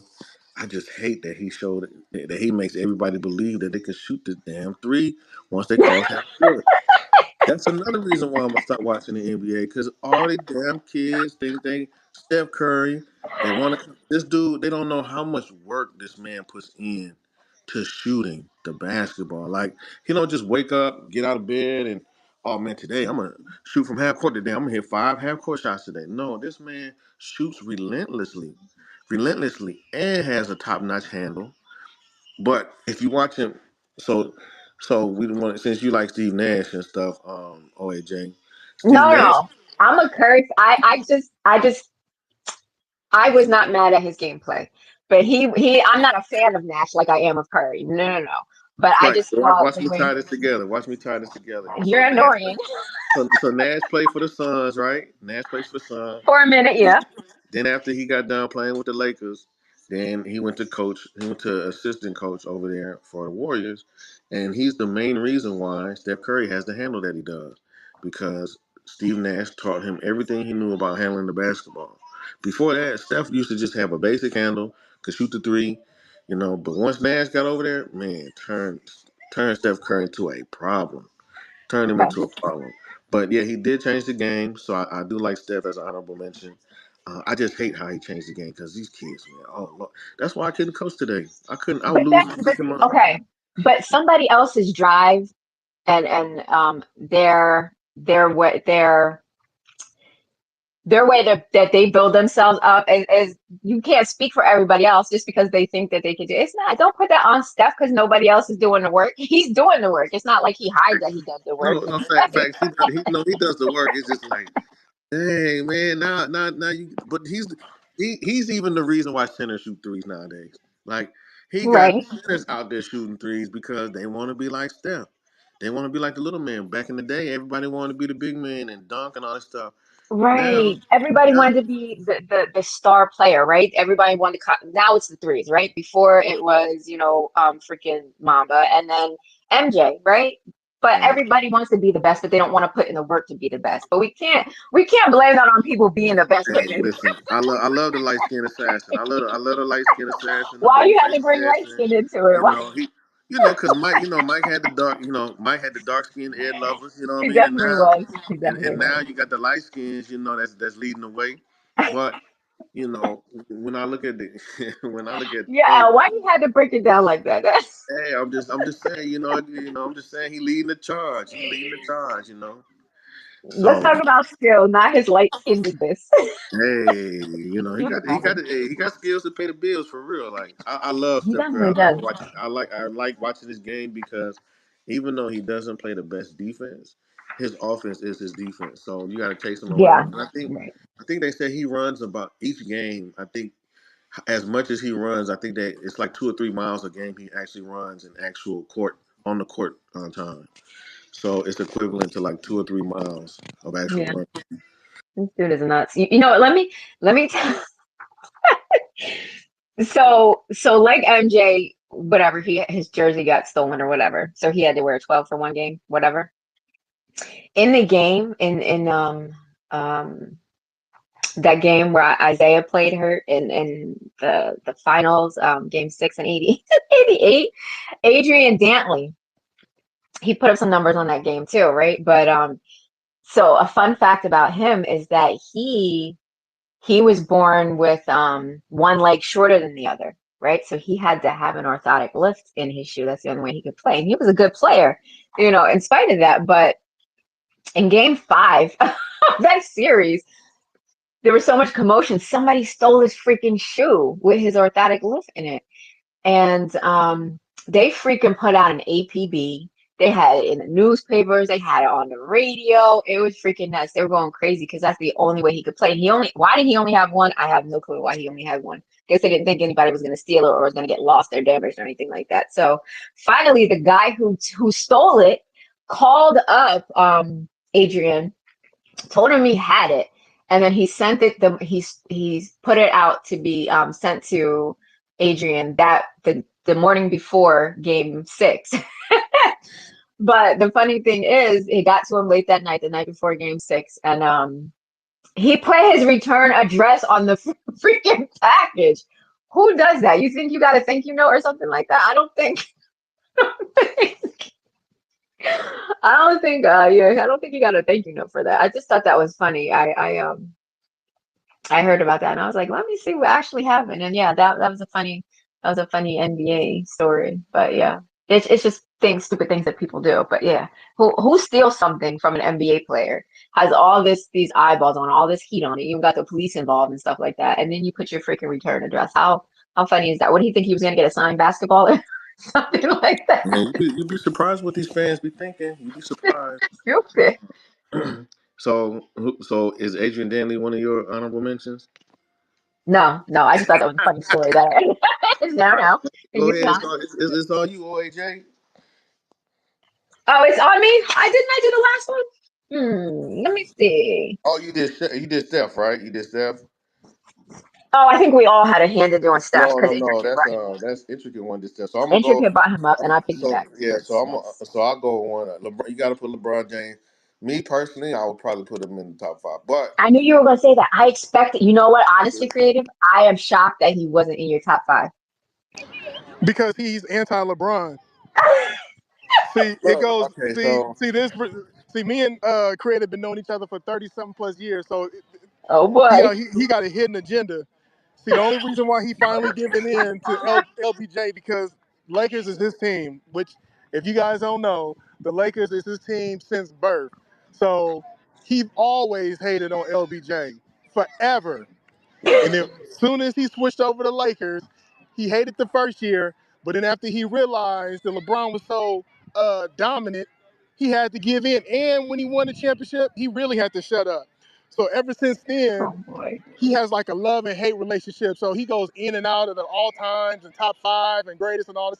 But it kills him. Like he starts squirming, he starts itching and damn near about to boo no, on himself whenever he bring LeBron James up. don't He listen can't to do this it madness. Oh because my I'm the number one goodness. Hey, LeBron dude. this is pure madness. So okay. So look, let me just say this. Let me break down my relationship. LeBron is number one. Let me break Oh, down. let's not do that. Let's not do that. Let me break down my relationship with LeBron James. Right. So when it comes to LeBron James, I would tell anybody in a heartbeat, I'm not a LeBron James fan. Right. I support LeBron James, yes, because he's on the Lakers. The reason I don't like there's certain things about LeBron that I don't like, which I feel like Kobe and MJ, at least when they walked away from the game, they gave you everything they had, right? Like LeBron, for me, I think it it killed me because I didn't see him working on his game every year. Like he didn't come the next year with like something, he added to his game. And like Kobe, you could see every year he added something or he came up with something. And I felt like LeBron will walk away from the game and still had so much he could have accomplished. Like he didn't exhaust all of his God given talent, right? Okay, let me interrupt you real quick. Why do you think that is? Why do you think he's not? Oh, I don't know. I can't read his brain. I just think, okay, for example, right, you're 6'9", and it took you, what, 7, 8 years to get a post-up game? Like, it took him a minute to get a post-up game, and you're 6'9", right? Um, it took him a while. It took him damn near to the end of his career to get a decent jump shot. You know what I mean? Like, before he would just depend on his athletic ability and just run you All over. right, creative, that's enough. Hey, No, hey, you wait, know what? hold on. You was out of line. You was so out of line. Like, let's just be honest. You like Kobe Bryant because he a killer. You like that killer mindset. Ball, ball, ball. Move out the way. isolate, shoot, shoot, shoot. And LeBron don't play like that. Like, I don't bruh, mind that what LeBron else don't play what else like he got that. to do? He's 40,000 all-time scoring. Like, what do you Can I mean? finish? Can I finish though? You just gonna rudely interrupt me Well, after you 40 know, years of love, friendship? unfortunately, I could do Hey, that. Unfortunately, I could do wait. that. You can do that, but that doesn't mean you have to do that. Goddamn, come on now. Like, yo, let's have some space, decorum here. So no, okay. So let's just talk about intricate one for a second. Hey, LeBron James is the closest thing to Jesus Christ in his mind. So just let's let that sit there, right? So if he could divorce his wife right now, he would go marry LeBron James. And I could tell the games that LeBron plays bad is because he didn't get to see his midnight lover intricate one the night before. Okay, so we just gonna put it there. Hey, there's nothing. He loved LeBron James. You can't say nothing bad about LeBron James. Like breathing air and talking LeBron James is like one and the same. You know what I mean? It's like automatic. Like he do it without even thinking. It's on autopilot, right? Even with I all the crying and whining in the game. So listen. I like so. There's a lot of great things that LeBron has done. Yes, he has 40,000 points. You know, yes, he had. Yeah, he's the first player to do that. The one thing that LeBron has proved me wrong on is that I didn't expect him to play over 20 years. So he did that. I mean, I didn't expect him to play 20 years, 18 years. I thought he was going to quit early, but he's doing that. Mad respect for that. LeBron James coming to the Lakers is like reminds me of when Karl Malone came to the Lakers. Like I didn't like Karl Malone. I wasn't a Karl Malone fan, but yeah, when he come to put on that purple and gold, I'm gonna support it for him. I'm gonna support you if you wear that purple and gold. I don't care how much you get on my nerve as a player. If you wear that purple and gold, I'm gonna support you. That's just what it is, right? So, but I just feel like yeah, LeBron James is gonna get all the stats. He can have all the numbers, all that stuff. He came in at the right time. He was a physical specimen. When, kind of like when Wilt came in back in the day when he was playing. He was 7'2", but he was playing against people that were like 6'9", that were centers, like Bill Russell. Um, so I can't knock on LeBron James' greatness. I just feel that there was things that he could have done earlier in his career to show that he really like, hey, look, I add this to my game, I add that to my game. I'm taking it serious. I don't care if he's a pass first player. Like I don't really care about that. As long as you make the right basketball play, I don't really trip like on that kind of stuff. Yes, I like Kobe because yes, he has more of a killer mindset. But I don't compare them because they play two different styles of basketball. To me, LeBron is more comparable to Magic than he is to Mike. And Kobe's more comparable to Mike than he is to Magic. So their styles are completely different in my eyes, right? Um, they're both great players, and like I said, at the end of the day, LeBron's gonna go down and have probably all the numbers. I put up some of his numbers in the damn jumbotron. Look at his playoff numbers. He's number one in all these different categories, right? So, but um, at the end of the day, yeah, I'm a Kobe person, of course. Do I think Kobe would kick LeBron's ass in 1-on-1? Of course, I think that because LeBron is not, he's not that. He's a cerebral player from a holistic standpoint of the game. So he's not that assassin like 1-on-1 kind of player. That's just not how he plays the game. So anyway, enough about my Lakers that are hurting my heart right now. Not because LeBron James ain't playing good, not because Anthony Davis ain't playing good, but it's like Gladys Knight singing her heart out, and the Pips just come on, singing off key. You know what I mean? It's just it's the others that are really letting us down. So, but who's your next honorable mention, OJ? Before Intricate gets another second to get on this mic. I heard when he on mic before that somebody sounded like somebody scored a goal, a field goal or something in the background. So that was kind of dope with that what do you call that? A pattern interrupt. Oh, y'all are funny. I could listen to you and him go back and forth about LeBron. I didn't write anything about LeBron. Honestly, I didn't. There's something about LeBron I just don't like.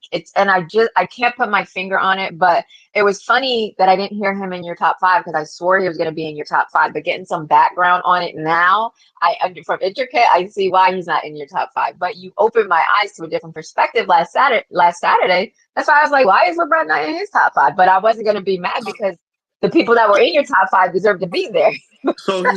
So like okay. So let me just this whole GOAT debate. Let me just talk about that real quick. The whole GOAT thing. I don't believe in one single person being a GOAT over a team sport. No team sport. That's just my thought process, right? I look at GOATs at per position. So LeBron James will be in my top five per position. I don't believe in well, Michael Jordan's the GOAT, LeBron's the GOAT, Kobe's the GOAT of the sport. So to me, LeBron James, hands down, is the greatest small forward to ever touch a basketball. Right? The hell with Larry Bird, the hell with Larry Johnson, all these other players is LeBron James. Now you get into a tight debate when you talk about Michael Jordan and Kobe. You can make a debate for both of those being being the GOAT of the shooting guard position. Magic Johnson to me will always be the GOAT at the point guard position. The center position, I would say Kareem. In the power forward position, I would say Tim Duncan. But that's just me. So I don't really get into you can get to the barbershop talk when they talk about like who's the GOAT over the whole sport, but to me, if you haven't played all five positions, like if a player came in the league and they played all five positions on a consistent basis, then maybe you could say that person is the GOAT of the sport. But until they do that, I don't Who really got see, the closest in your opinion in my opinion, to being the GOAT. to being the GOAT, playing all five positions? Are we gonna go back to when they weren't counting? That's It's the question. I don't really think there's ever been a player to consistent like to really play those positions like that. So I don't think nobody's become close to becoming the GOAT in my mind over the sport. And that's why it kills me. Like even in football, when they talk about Tom Brady, I'm like, come on, man. Like Mm, he's never right. played defense. He's never played, running back. He never played wide receiver. So let's just stop. Now, if you look at tennis, Serena Williams is the GOAT, right? Because that's a single person. As a singles player, she's the GOAT. Now, as Right. a doubles, you can't really say that because it's doubles, right? So you could say maybe her and her sister. But, I mean, as a GOAT over the whole sport, maybe Serena Williams is probably the only GOAT that comes to mind because it's a single person sport. I got it. I'm not mad at that Are you breakdown. you over there flipping through notes, huh? I had Look, to. There look were at too many hey, she got people. them Stephen A. notes. Look at There were that. too many people. I was Hey, just like, yo. listen, I would like to welcome everybody to First Take on. This is the First Take Connect and Chill Space. First Take Connect and Chill Space. Yeah, OAJ is your Stephen A. Smith. I will be your Shannon Sharp. I had to. I hear There was pages flipping. I'm like, what because is there were today? just too many people. And you know what's crazy is my notes are not in any order at all. So that's why I'm like, damn it. It sounds like you got a notepad. I mean, it's page after page after page after page. No, it's only like three. Oh, I Only ain't like mad at you though. I appreciate it though. it's only like three. Yo, that was hilarious. That's just what I do. I do that with everything though. Everything I do, there's always notes. No matter how well I know it, even if I know it really super well, I still have notes because because well, me anyway. For me, it's just like when you're talking in a space and you're talking about a specific subject and you're really into it, and then somebody comes off mic and they interrupt you. It's like, ah, fuck. Now you have to go off in another area, but then how do you get back to where you were, what you were talking about? I have issues doing that a lot of times. So that's why I'm like, I need notes so I could circle back and find out where I was. So I do that. I do that. I do that with everything. Every space I'm on, Shorty, OAJ Shorty has notes. Best believe I have notes. It doesn't matter what I'm doing. I have notes. I'm on interviews, I have notes. On my like when I'm going to interviews in person, here, anywhere. Like I was on a freaking Zoom interview the other day. I had notes. I printed out my resume and I had notes on it because I was asking the lady questions, whatever. I had notes. I have notes on everything. It's just how I do it. It helps me. So anyway, the next honorable mention, Hakeem Olajuwon. Hakeem Olajuwon. Why Hakeem? Why? Um, Hakeem Hakeem did a lot of stuff, and he was. Let me see. I feel like he was the only player. I think he was the only player to win back-to-back championships without a single all-star player on his team, right? I think that's right. I mean, I would he to had look into Samson. it. He had Samson for a bit, but then I think Samson he had like back problems, right? So he went Oh out. no! So you know what? Nope, that's not true. I'm gonna tell you why. Because he had Clyde Drexler. When? Hold up.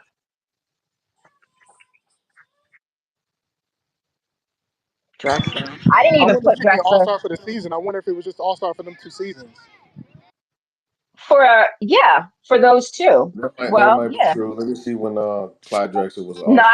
I don't think he had Drexler. I don't think he had Yeah, a single I All-Star think team he was old at that yeah. time. Clyde was on a for those two decline. back-to-backs. Yeah, Clyde was on the decline. You might be right. I had you might I be don't think right. that he did. I mean, he did have Samson, but Let me bow down to the Samson went out. notepad. Let me bow down to the Yeah, notepad. I had to. I gotta do it. I gotta do it. You're funny. Um, okay, and he's the only well, no, he has, let me see. He has a quadruple double on his resume. Um, yeah. So he's another honorable mention. Who's your honorable? I like Kareem. I'm gonna touch on Kareem real quick. I like Kareem He's because not an honorable mention. He was one of the top five. I mean not Kareem, Hakeem Elijah one. Excuse Oh, me. okay. Man, don't beat me up. Don't beat me up. I'm like, what? Peg took over my mic for a second. She sure did. But nah, Hakeem Olajuwon, I like Hakeem Olajuwon. What a lot of people don't know about him, that's one of the things that kind of stood out about him is that even though he was the center, he spent a lot of time practicing with the guards and point guards and stuff. Um, he was originally a soccer player before he started playing basketball, so that's why his footwork was so impeccable. And then once he started practicing with the point guards, that's how he came up with the dream shake and things of that nature, um, which he still teaches players to this day. That's why a lot of players still you're a lot of times you're a GOAT when great players come to you and ask you for advice, right? So, for example, you had Kobe Bryant was one of the first players to work out with Olajuwon and have him teach him some of the footwork.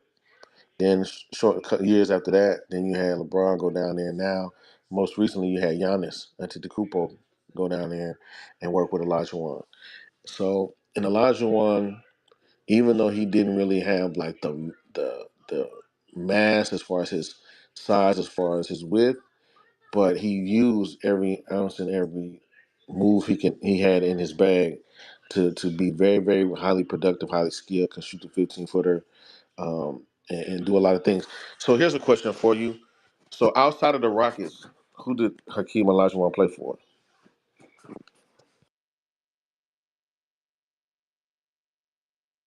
OAJ's in her notes. OAJ must be in them notes. OAJ, go ahead. No, I'm seeing my people in here. So you said outside of the Rockets, who did Yeah, Olajuwon play in? I who don't did even he play have that for? in here, but I didn't write that down. So he played for all right, let me see. He played for the Rockets and the Houston Rockets and the Raptors. Yep. The Raptors, right? Yep, he played with the Raptors. Okay. Yeah, the guys outside freaking doing my lawn, so I was at the window. Can I multitask here? Yeah, the guy's out there. But anyway, yeah, so he played for the Raptors and the Rockets. Yeah, yeah, yeah. Okay, so who's your? You know what? You know who I'm gonna say, and that be, I didn't even. Okay, but he does have MVPs and he was All Star. But I have to mention him only because my uncle, he was such a huge fan. He was a huge Knicks fan. I did not, personally, I did not like him in the paint. I just thought he was like too big and frumpy, but maybe that was at the end of his career. I don't know. I really didn't pay him too much mind, kind of the way I don't pay LeBron mind. But he was my uncle's favorite basketball player. It was Knicks everything, and it was Patrick Ewing. Now Patrick Ewing has a nice record. He was a big dude. He was freaking 7 feet. He was 7 feet tall. But I mean, he had a good record, but I don't know. He's just so frumpy when he played to me. I just didn't see his athleticism, so it turned me off. And I don't know. And he wasn't super attractive. I'm so visual. It's not even funny. So I think that was another thing. But I mean, he has a good record. What's his he has three all defense and you know I guess he did his thing at the power forward position, but yeah, I just had to mention him just because my uncle, he always Patrick Man, Ewing everything. He had his jerseys, everything. did you just call Patrick Ewing a power forward? Wasn't he? Is that Oh what it was? Lord, have Or mercy, center? He Jesus. was in center, whatever. Oh He did play Lord, power forward. No, he did. come on, we need to update your notes. Um, Okay, well, I think he did. all right, so He was center. He was a center. hey, so I'm gonna go with this person. I'm gonna go with Allen Iverson. Oh, I'm, Alan I. I'm gonna go with AI, man. AI. He got a whole statue.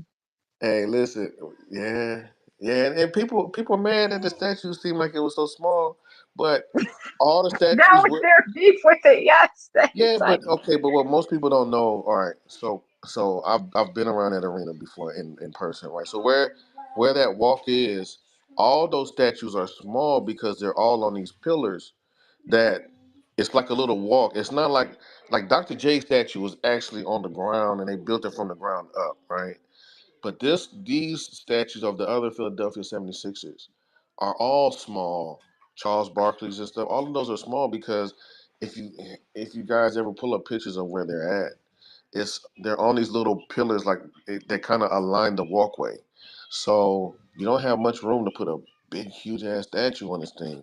It's all oh, okay. small pillars. Yeah. So the pillars are like it kind of like these pillars kind of look like 2x4s that come up maybe like 2.5, 3 feet off the ground, and they put these players on one of these to commemorate them.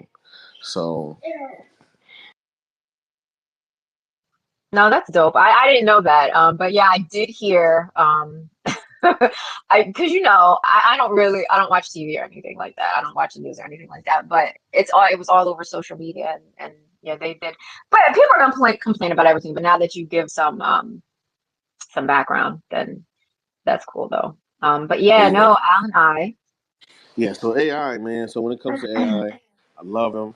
The dude was a beast. You know, he didn't win no championships or nothing like that, but he did mess up my Lakers' perfect playoff season when he won one game in the finals, which was a huge feat because he was going against Kobe and Shaq, and when the Lakers were really really dominant. So I mean, the Lakers was sweeping everybody that playoffs, and they were winning, by 10 or 15 points a game. So for him to come in and steal a game from the Lakers, that was huge. That was major. Also, the fact that he changed the culture of the game too. So they instituted zone defenses because of AI and Shaquille O'Neal. So they started Mhm. allowing before that NBA teams had to defend one-on-one man defense. Then once AI and Shaq became so dominant, they instituted zone defenses, which wasn't allowed in the NBA until the late '90s, early 2000s. So he changed the game from that aspect. He also changed the culture of the game to where they were wearing jerseys and they were wearing cornrows and doing all this kind of stuff. Yes, Um, yes, yes. so he was monumental in that. He was an icon in that. And then that's when they started instituting he had to wear suits. And me personally, the fashion, the way the stuff they're wearing nowadays, they need to go back to wearing suits. Because the crap that they wear nowadays to the game is terrible. It's terrible, man. That stuff you couldn't wear that. The stuff that they wear to the games, you couldn't wear that, regularly, like walking down the street or nothing like that. Or like, what business can you go into? What big huge company can you go into? Let's say you wearing these bell bottoms and stuff, walking into the office. Like this stuff is like they wear the crazy fishnet and all this kind of stuff. Like, Oh no, no. I think me personally, when you going in to conduct business, you suited and booted up. You looking sharp, looking smooth. You look like you professional. Not all this craziness, looking like you working at Spencer's or Hot Topics and stuff like that, man. That junk is crazy. Oh, he got up Spencer's. Yeah. Yeah, Spencer's didn't originally start like that, but yeah, yeah. But we're talking about small players again. Steve Nash was taller than Allen I, but Allen I with his speed and he was just yeah. He definitely changed the culture with people with their wearing cornrows and stuff like that. But and he was cute actually. It was definitely easy on the eyeballs. But yeah, Allen I. But he had a little to him too. Rightfully so though. Let me see. Prove somebody. I'm seeing if my approvals work because L, that seeing if my approvals work because Twitterverse has an issue with Droid. They favor the The apple. Oh Software. Lord, she got the green bubbles, y'all. Y'all don't know. Don't say that, Casey. She got the green bubbles. I touched base on the green bubbles the other night. Oh Lord, not the green bubbles. I do. Now you gonna keep calling me your bestie now, knowing that I'm your arch nemesis as far as that type of I don't know now technology. that you got the green bubbles now, man. I But will you do have the proudly. blue check though. You do have the blue check on your account, so it might be Sure all right. do. That go towards On my my 5 followers. That's a whole nother conversation. Okay, so we have let's get on that because we have a speaker that popped up. Keandre, what's up? What do you have to contribute to the conversation? My question to everybody was who is your top five greatest of all time NBA players? Oh, okay. Interesting question there. So all time, man. Okay. I this is in no particular order, but I like John Stockton. I like Jason Williams because he reinvented the passing game. He made passing a fun thing back in the early 2000s. Steve Francis. I like Steve Francis too. And let's see, two more. Of course, I've always been a fan of AI. Like they just recently, his dribble style was so effective to the point where they actually outlawed his dribble style. I was like, wow, that's crazy. If your handlers is that crazy, and then like it's going more recently, I would say I like that dude Luca too. I like the way he played the game. It's smooth. He looked like they be having fun out there. You could tell the people that are out there having fun. I mean, it's a job, of course, but you could tell who likes it and who don't. You know what I'm saying, according to how they play the game. But that's my main. Okay, yeah, I like that. I like that little five you done put together. John Stockton. I haven't heard his name mentioned in a while. I was gonna John, say that too. He wasn't hey, even on my honorable mentions. What was wrong with listen, me? listen. John Stockton is probably the only person on the Dream Team that can walk through anywhere in Europe wearing a Dream Team uniform and nobody recognizes him. You know what I mean? Which I would say is a great feat because sometimes when you're famous, man, you don't want all them people. Just you want to be a regular person, be able to go to regular places, and people not swarm you. So that's cool. But John Stockton was a bad man. I got to give him his credit. The dude was a bad man, and even though he was a smaller guy, very, very strong. His IQ was very, very high. It's just unfortunate that he played during the Jordan days because Jordan kept a lot of people from getting that championship. So, but John Stockton is one of the I want to say he's one of the assist and steal leaders, top 10, I think. Uh, All time, bro. okay, well there you go. Also, look, he knows that's what I'm talking about, Keandre. I was And it's gonna good. say. Hey, listen, I'm gonna say this. I'm gonna put this out there. And I'm gonna give Keandre his flowers because I haven't seen this brother in a while. It's been a minute, and he switched his PFP up on people. So now I thought this was Thuggish Ruggish Bones lost member or something, and it's Keandre, brother. I've been looking for you for a while, man. I ain't seen you around in a minute. Good to see you. Glad you're doing good. Hope everything's blessed. Oh yeah, man, I appreciate it. I mean, I changed the PFP up. I figured people wouldn't recognize me because I was like, damn. When I changed it, I was like, man, where everybody? But nah, man, I'm doing good, man. Life be life sometimes, but we all got to get it together at some point. But yeah, man, it's good to be here in this good space and we talk about basketball, man. I mean, I could talk about that all day. You know. Nah, that's what I'm talking about, man. Like I said, when I heard your voice, I knew who it was at that point. But yeah, I didn't know who it was with the new PFP, man. See, when you switch your PFP, please, you got to make a public post announcement so I can know who's who, this, that, and the other, man. So I can make sure because you got to remember you also lose your check for a little bit too. So if not, a lot of times, I recognize people by their PFPs and things of that nature. So I'm an old person. I don't like to read. I like to look at people pictures and stuff, and that's how I recognize people by their faces. But yeah, we could definitely talk basketball day. I really appreciate Miss L opening up this space, man, and giving us the opportunity to talk basketball because she didn't have to open up her Connect and Chill space and just have us talking while she sits back and enjoys the conversation. She's giving up her space, her time to host a space that she normally runs impeccably well, where she has amazing topics. So every Saturday, make sure if you're not following Miss L If you don't come to her spaces on Saturdays, you are missing out. You're missing out on a treat. There's always some great topics. I will always love coming to her spaces anytime I can. I try to make it a point to schedule my time to come to her spaces because they're so phenomenal. And you meet phenomenal people from the Pepe community and all around the world and stuff.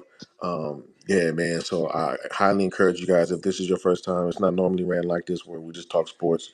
We talk about very, very deep conversations. We relax, we chill, we laugh, we have a good time. Please come back next week as well and enjoy a great conversation. All right, baby.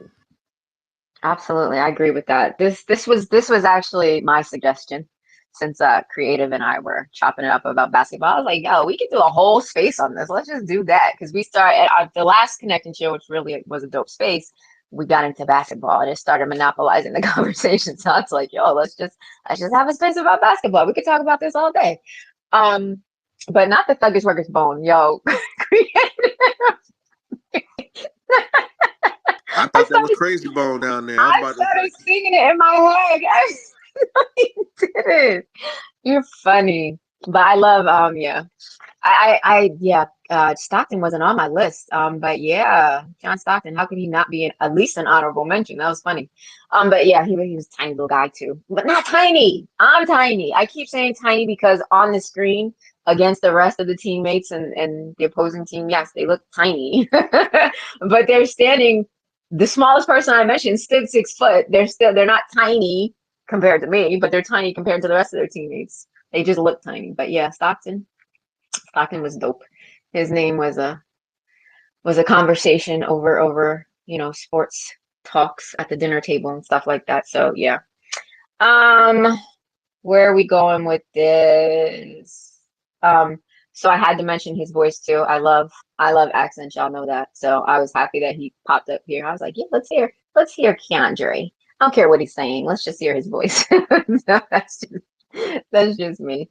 But yeah, guys down in the listening lounge, thank you for coming. Thank you for staying with us. Thank you for chilling with us. If you have anything to add to the conversation, it doesn't have to be about b-ball. It doesn't really. That's just what the focus was because I figured we needed our own space. Let Creative talk, get it out there. He loves the sport. He still follows it. I don't really follow it that much anymore. I'm doing other things. If I'm mentioning short people, actually somebody under 6 feet, wasn't that Jason Kidd? He was actually. Jason Kidd was like 6'4". Was he? No, why does he look so damn tiny? Now, if you went Are you There like, you go sure? with that tiny shit, man. He stays I saying don't tiny. know. He Like, looks so tiny on the freaking. He looks so tiny. Why did he look that you know tiny? who you know who actually was tiny though? Nate Robinson. Cause me and Nate Robinson the same height. 5'6". So Nate Robinson is tiny. The rest of them dudes, they But walking no, why refrigerator. did he look so tiny? I don't know why he looked tiny to me. He looked tiny. John looked tiny. Alan I looked tiny, but they weren't. That's so crazy. Just up Did you against the adjust? TV. Did you adjust your glasses to the frame of reference on the TV? That could have been it. You're funny. a hawk? Yeah, That's what. man. See, Oh, you I thought gotta you That's said what I remember. said. hog. I was That's what about I to Okay. said. say, it's that accent, Keandre. It's that It accent. is. My bad. Because I My was bad. like, oh, his accent got me. He said hog. I didn't know he said hog. Okay. Yeah. Funny. Hey, because there's a huge difference in being a hawk and And a I'm And all ball. hog. ball, yeah, I know, Absolutely. I know, I know. There's a And that's what huge I was Everybody sounded the saying. same. My bad. That's what I was saying. The huge difference between Kobe and MJ is Kobe utilized the team. MJ was just give me the ball. I got it. So Well, let's talk about it real quick. So a lot of there are people that don't know sports that they call Kobe a hog, and so if you listen, there's an interview that was done on All the Smoke that is Matt Barnes and Steven Jackson, their podcast, and they have a guy on there from Cali. His name is Phil Handy. He's currently an assistant coach for the Lakers.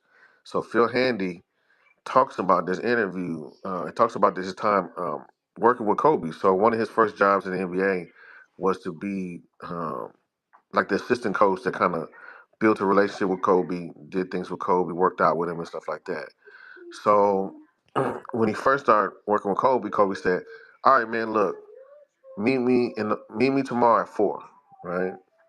So Dude wakes up, dude gets up, whatever, does his day, whatever, then heads to the gym around 4 p.m. Doesn't see Kobe. Comes back the next day to practice and was like sitting there. Kobe comes in. Kobe goes, "Hey man, where the hell were you at, man? I was looking for you yesterday, man. You don't, man. If you can't be there, then don't even, you need to quit. Not even had this job, man. You don't even know what you're doing, man." It was getting on the bus. He was like, "Hey man, I was there, but I didn't see you." He said, "Man, I showed up at 4. You said 4 p.m., right?" It's like, "No, 4 o'clock in the morning." He said, 4 o'clock in the morning, man. You supposed to be there. That's the time I start working. I don't know what you're talking about. These other guys, man, they working out at 4 p.m. He's like, "Shoot, I work out at 4 in the morning." He's like, "Oh, my bad. I didn't know." And then after a while, they start building a relationship. And then Phil Handy asked Kobe, he's like, "Man, why you such an asshole, man?" And he was like, "See, a lot of people think I'm an asshole because they think I don't trust my teammates and stuff like that. But I get up every day, go to work out at 4 a.m. in the morning. I'm here at practice. I work out 3 or 4 times a day. And I see these dudes coming 10 minutes before practice start. I see them being the first ones to leave the gym. I see them, they don't put in the work and they don't put in the effort that I do. So why during the game, after I put in all this work and effort, when I pass you the ball, when I know you leave early from practice and you show up, 10 minutes before practice start, I have more faith in me shooting over 4 people than passing this to that person. You know what I mean? And so that was the thing. Why should I trust you if I know you don't work as hard as me? Why should I trust you when I sit here and work my body to exhaustion and I sacrifice my family time and all that other stuff and you partying and doing all these other things? Why should I trust you? So a I lot of understand that. you know what I mean? A lot of times your work ethic is the reason why I don't pass you the ball. And that's exactly why he was an elite ball handler and a decision maker. And that's why they gave him the ball when the time clock was winding down, because he knew how to get it done. He knew who to give it to. He knew. That's just it. Yeah, and work ethic says a lot about a person's integrity too. Now everybody ain't go get up at 4 a.m. in the morning. I mean, Kobe just loved the game more than his teammates did. And that's just flat out evidence right there. So I mean, there are people that, like I said, there are people that love the job and there are people there that are just strictly there for the money. And it shows. And you can see that. And you know what? He was the same on and off the paint with his work ethic. You know how many businesses how many companies he was invested in and stuff when, he passed? It was like 14, something like that, right? It was like 14. I had no idea. I Yeah, can it, see it it. was Though. I can see that though. That spilling over into his personal life. I mean, that's who he was as a person anyway. facts. Yeah, he was, who outspoken to, and y'all don't even, let me see who, I think, Kareem Abdul. He writes freaking articles for the Washington Post and stuff like that. He's Wow, I would have he's never very had. vocal. I would have never put those two together for real. Not in a million years. Yeah, but they're on things like racism and anti-Semitism and things like that. He even he even wrote something on The Bachelor about The Bachelor, the Bachelorette, the Bachelor contestants about race being a problem there. He's very vocal. He's outspoken. He does not hold his tongue about that. He did write something about fighting racism in the league and stuff like that. So That's cool. You know what I just discovered recently though, and this is something that that most people may have assumed, but like I know Michael Jordan had two sons now, and they should be of age, and neither one of them made it to the league. I find that ironic because like a lot of people sleep on Scottie Pippen, but his son's in the league. I just figured that out like 2 days ago, and he's nice. Like, did nobody else know this? I just found this out. I was just like, wow, oh okay.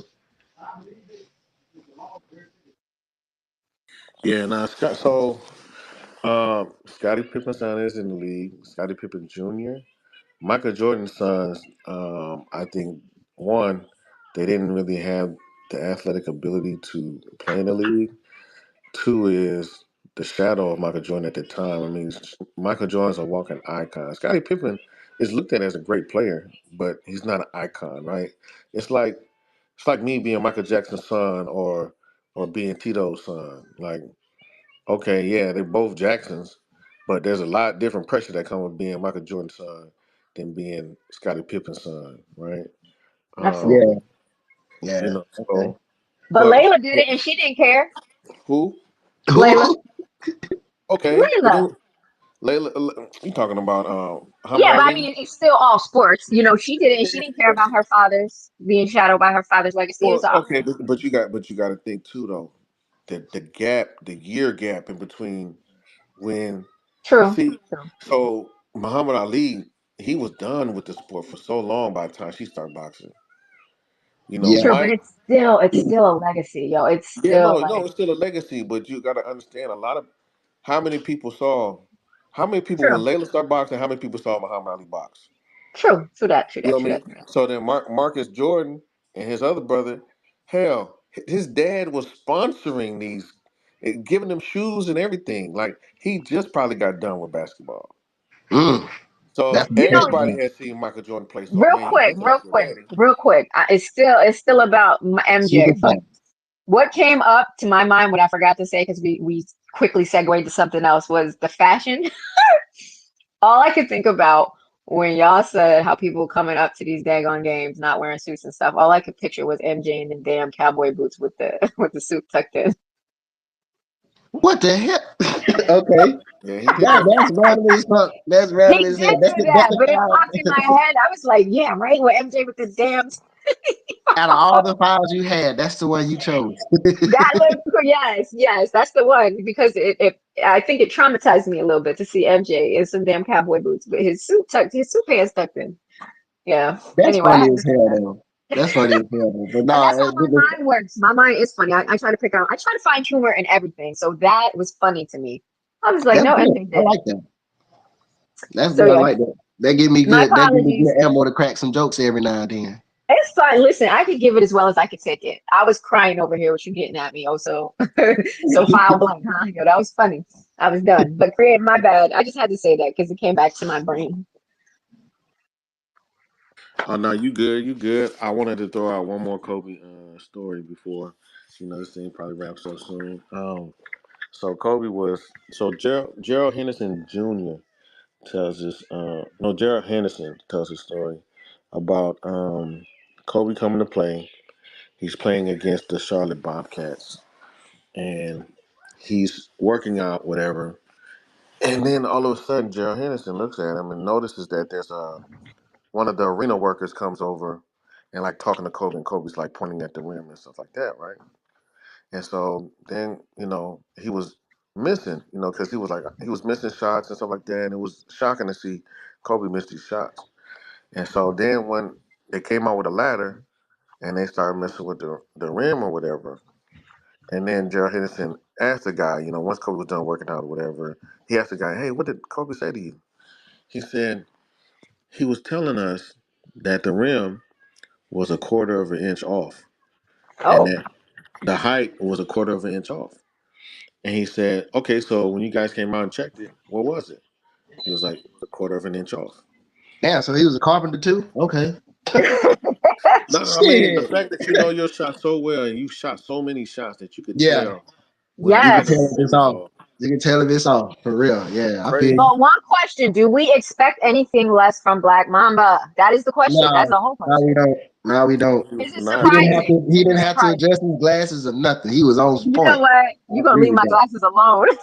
I like his glasses. They make you look sophisticated. Don't be trying to catch what I'm saying. I No. just thought What we was did you gonna say? glide No. past that. What did you We could say have just glided yesterday? past that. No, I can't. I can't do that. Whether it's at me or at somebody else, I still want to bring it up. Yo, what did you say? I didn't adjust my my glasses to the width and the frame of the freaking TV or the TV or something. I don't know what you said, but that was hilarious. That's what I said. I gotta play that back and clip that. I'm gonna clip that. Keep it. That shit was funny. I don't care. Listen. I have such. Some can say I have a warped sense of humor, but listen, I have a sense of humor nonetheless, and everything is funny to me. A lot of things I can find humor in, and listen, laughter is the best medicine. You could be in the worst mood. You could be beefing. Haven't you ever had a time where you were beefing with somebody, or your friends were beefing, or you just saw somebody beefing, and then somebody cracks a joke, and then it's just like, what was we arguing about? Yeah. You know what I That's mean? So usually has laughter. settled over a hamburger or something. But yeah, you're right. Laughter, See? Like, so laughter is the best medicine, y'all. So if True, I could true. find something funny in anything, and I think go out and appreciate it, because people are like, what the hell are you laughing at? This is a serious situation. And I'm like, well, I found it funny, but that's just how I was. And now I'm just like, yo, I can appreciate that about myself. Like life is not really super serious like that. Find the humor in everything. You live a lot longer. Your body will thank you. Yeah, it Yeah, will. It most will. definitely. I Most I definitely. remember when 9/11 happened. I mean, it was a very serious situation, but my friend had said something in the back. Like this had just happened. I was in the ninth grade, right? This is the first time I ever got suspended on the spot, though. Normally it's a process, but I got suspended on the spot that day, y'all. And I mean, like what he said is like we was talking about farts. I mean, dude, that's what we was talking about before any of that shit broke out. And he had said something that was so hilarious. I just busted out laughing and coach was like, Is X rugging or is no one talking? No, what he's happened? I can hear him. It's Keandre's talking. Y'all can hear me? I Oh, can. I hear you. I Oh, hear you. okay. Yeah. Yeah, I don't know. I think they timed L's mic out. Her hearing. They may have. Oh no. Oh man. Oh man. Gotta adjust your ears too. Okay. Go ahead. But Go but ahead. no, so Finish your but fart no, so like, story. yeah. So no, so we was talking about that because we teenage boys. So we that's the shit we do. And he had cracked the joke that it was just hilarious to me. And at that moment, they was replaying what had just happened, like right around that time. And the coach was like, "You need to get the hell out of my class." And I'm like, "Damn, bro, like what's up? What's wrong with you?" Like, of course, I realized after I got kicked out, I was like, "Oh, damn." I wasn't laughing at that though. You know what I'm saying? I was laughing at the joke that was being said at the time. There was nothing funny about what was happening, but in my reality at that time, farce was funny back then. So that's just what it was. But like nowadays, like finding humor in everything is also it could be critical at times because if you can't laugh, then what else is there to do? Right. Just go dig a grave and jump in it already then. Nah, I That find humor in a lot of stuff, so that's just what I do. Everybody else can be a crabby apple if you want to. I'm not a going crabby apple. to. That's a thing, a crab apple. Where I grew up, it was, like in small town Millstone, we still had dirt roads back then, and there was little tiny apples. We never ate them because we were, I don't know, somebody told us the not to eat little them. the little the little green ones. No, they were red, but they were very tiny and they were hard, and we used to just throw them at each other. That damn. Wow. And Okay, they're I bet called that crab probably hurt. apples, though. Yeah, of course they hurt. Yeah, yeah, no, we had them in rural Alabama too. They was just green and they was good with some salt. Like, Oh, see, well, how they do you wasn't eat an sweet. apple with salt? Oh my goodness. It was a crab apple. Come on now. Oh, mm-mm. That's like somebody telling me they put sugar in grits. Stop it. You bet not. Okay, You I don't bet know who not. would do. I don't know who would do such a thing, but okay. People do that. They put sugar in grits. I'm like, this is not farina. This is not cream of wheat. It's grits. It's salt and Right, butter. regular ass grits, salt, butter, and cheese if you want it. Or Like, no, cheese if you like want it. that's like, Yeah. yeah, that's just like putting ketchup on scrambled eggs. I'll never understand Oh that. my gosh. My sisters and brothers put ketchup on scrambled eggs and then they would put now this is weird, I'm telling you. Is they put ketchup in their rice. How you put What? ketchup in rice? Yes. Yes, yes, Who yes. thinks about shit like that? What? I don't know, but they did it. I'm like, y'all nasty. Oh Nasty, man, yeah, they missing a few brain cells, man. I don't know. Ketchup and Probably, rice probably like all them, probably all them crab apples we pegged them with. that? But yeah, Hit them in the head enough time they go to eating any damn thing. Oh, okay. yeah, you gotta remember we were rougher back in the day. We didn't wear Yeah, helmets, true riding that. bikes. We True that. True that. The only time we got roughed up is we let the street lights beat us home. That was an ass whooping off the right, rip. Imagine having a whole day, having the time of your life, forgetting, losing track of time in the middle of the summer where you get the most daylight and the street light pop on and you ain't on the front porch knocking at the door. well, actions have consequences, Keandre. That's true. That's true. That's true. And then, like back then, we had village and communities. Everybody looked out for everybody else's kids, and you had to go to a phone. I had parents that knew every damn about it, so I couldn't be out of pocket at any point in time. Right, so you should have never been late because everybody up and down the block was reminding you, Keandre, why you not on your porch? Mm-hmm. Yeah, nah, but sometimes we be halfway across town riding bikes, heading back to the house. and we get caught by somebody that's driving to the other side of town. They go home, and then they'll call my dad now because my dad them sometimes they don't be there. And when we realize that, I'm like, shit, we got a little more time. Nope. Every now and then, it didn't pan out that way, and it hurt. For a little while, the world stopped, everything stopped, and then when it got done, everything started back again. That's what I used to think as a kid. You know, the TV stopped playing, people stopped walking, you know, shit like that. And Getting then the all wood of a was sudden the end of the we world. were that movie Wally. Okay. Yeah, just for a Yeah. second. And Yeah, then just for when a it was all second. said and done, everybody started back moving and stuff. We just sitting there, we the only ones sitting there crying. See, that's the mark of a dope space. Look, we started talking about basketball, then we went to personal stuff. See, we are connecting and chilling today, even though it's primarily basketball. We could talk about anything at any time. But That's true. this was a great space. Thank you guys so much for coming. And you know what? Creative. I feel like we had the same top five. I think we did. Uh-oh. I think we did. Let's go. Let's go. Let's go. Let's run it back. We had Kobe. We had Kareem Abdul-Jabbar. We Yeah, had Wilt Chamberlain. We had yeah, MJ, and we had Bill Russell. yep. Woo woo! Ah, she went back. She found that file, bro. Pulled it up. There it is. Oh, Keandre can't come to our spaces no more. Hell yeah, she Nah, right clicked on you that one, make bro. She you right make clicked me on that one. laugh. You made me laugh. No, so we did. So that's dope. But I'm gonna throw the mic. Thank you guys. Thank you, Tiona. Hey. Margie for hanging out with us. I think you were with us for quite a minute. And Aspen down there. Thanks for hanging out with us. Thanks for rocking with us. Next time, feel free to grab a mic and come up and talk, ask questions. It doesn't matter. Safe space. You can talk about anything. You could fart on the mic. We'll find it funny, and I'll say, hey, that's not very ladylike or very gentlemanly like, and still laugh about it anyway and tell you you smell through the mic and all that good stuff. But y'all are free to come up and ask anything at any point. This is Connect and Chill, even though it was focused on b-ball. You see, we went to, back in the day stuff, talking about crab apples and all that stuff. That's the mark of a good space host, co-host, and all of you guys, speakers and people in the listening lounge who support us every single time. So that is my wrap up. I hope that you guys enjoy the rest of your freaking Saturday, whether it is morning, whether it's afternoon, whether it is evening, whatever time of day it is for you. I hope you enjoy the rest of it, relax, recharge, get your goals set for next week or start them tomorrow, either way. But enjoy the rest of your day. And I'm going to pass the mic to Creative before we give it back to Elle to close up the space. Hey, yo, everybody! Thank you for coming. The people that popped in, the people that got a mic, the people that spoke, all the people that's going to be listening to this later on, man. Just hearing people, having a good time, enjoying life, regardless of what the topic is. Right? Today we talked about basketball, but we just like to have, like it says, connect and chill. We like to connect, chill, have fun, man. Saturdays are usually when people get to start their weekend because Fridays most of us work, but so Saturdays is always good to wake up, get positivity, get good vibes, things of that nature.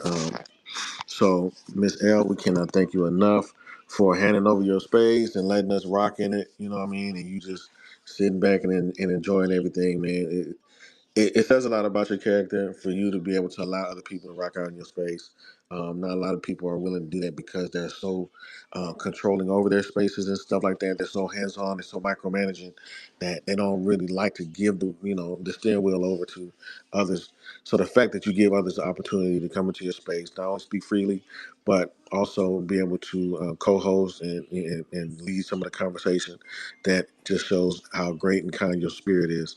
So we thank you for that. Can't thank you enough. Everybody, once again, please, every Saturday morning, make sure you turn on notifications for Elle, because every Saturday morning she has Connect and Chill. It is it's a phenomenal space for you to just get, like I said, positivity. Fill your cup up with positivity, because throughout the week we get drained. Make sure you support. Make sure you show some love. Follow. Make sure you just follow OAJ. She'll come into your space and be the spark in the room.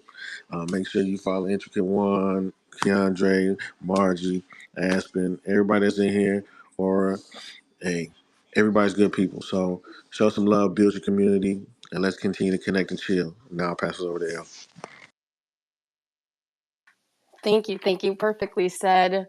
Now, as we wrap up another Saturday here together, Connect and Chill, I just want to extend a huge thank you to OAJ and Creative for this very informative discussion that was filled with passion and lots of laughs. It puts a huge smile on my face when I'm listening to people talk about topics that they enjoy. And I know you all probably realize I didn't really have much to say today, but sometimes it's not about talking, it's about listening, right? You got to let someone else hold it down that knows what they're talking about. And they came prepared. You guys heard the notes, right? Because I heard the notepad, it was going. So I really had a lot of fun today just listening and allowing you guys to take over and do your thing.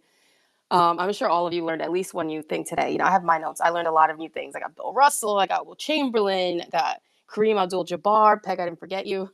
I got notes. So I learned lots of new things.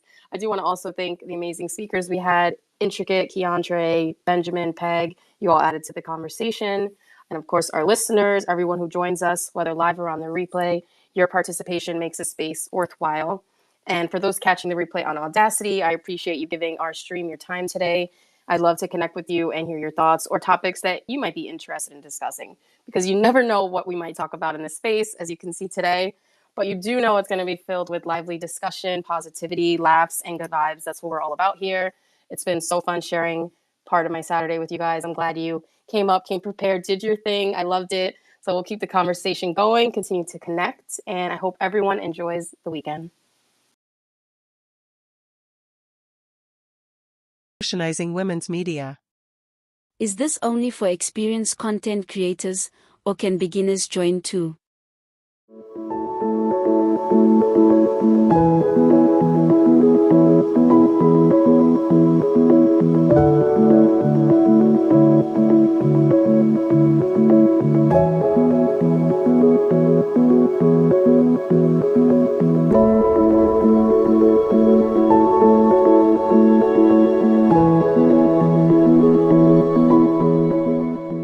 What are the content guidelines for Audacity Live?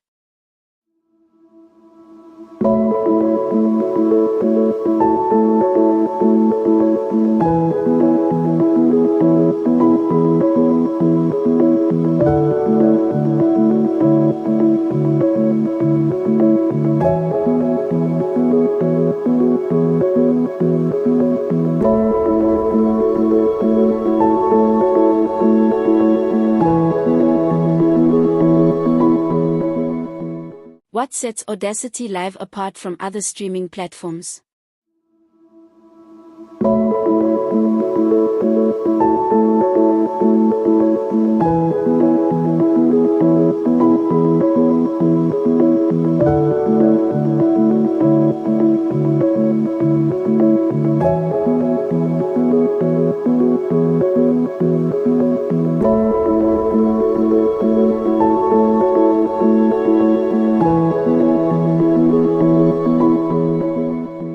What kind of support do you offer?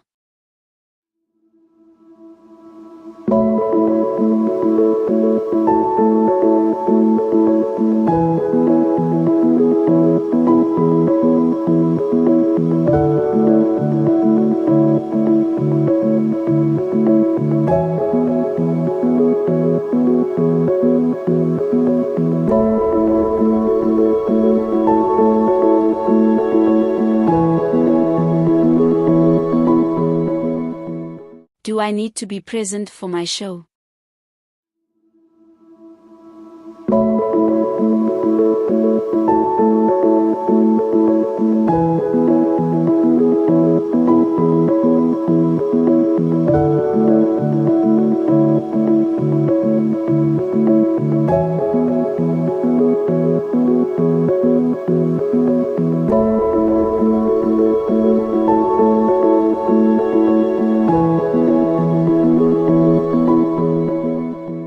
How often do I have to submit content?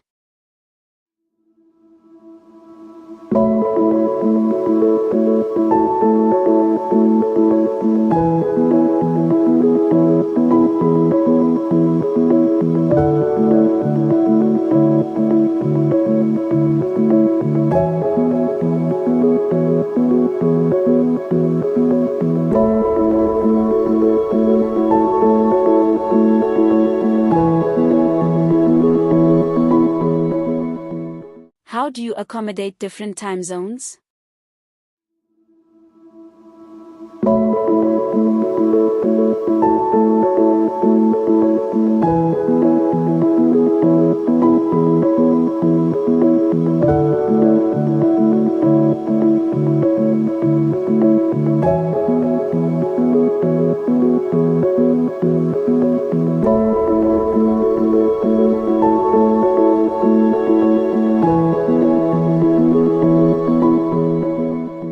English isn't my native language. Can I launch my show in my own language?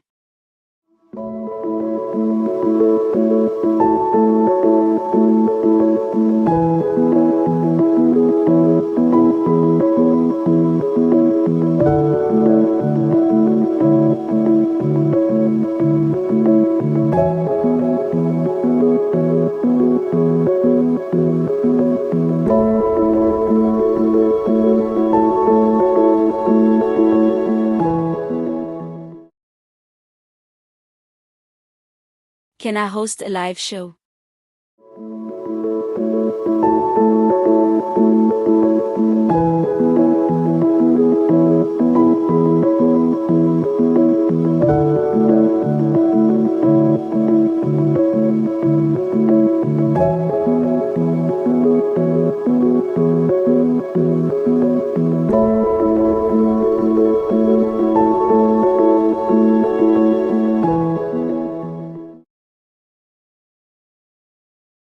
I already have a significant following.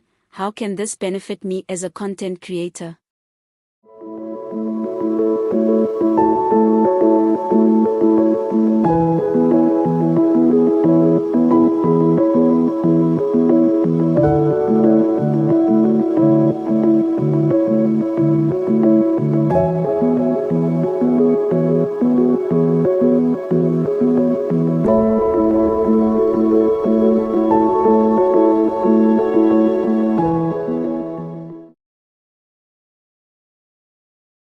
How can I submit my content?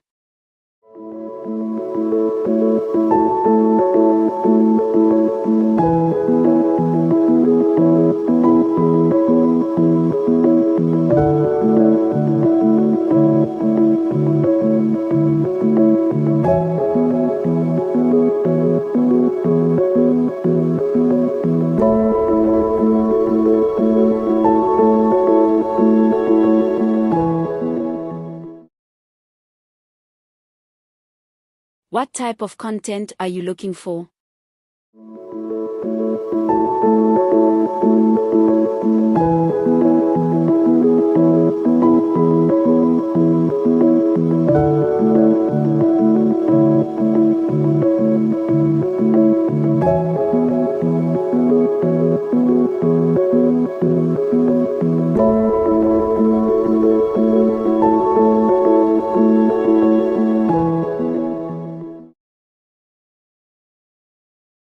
Revolutionizing women's media.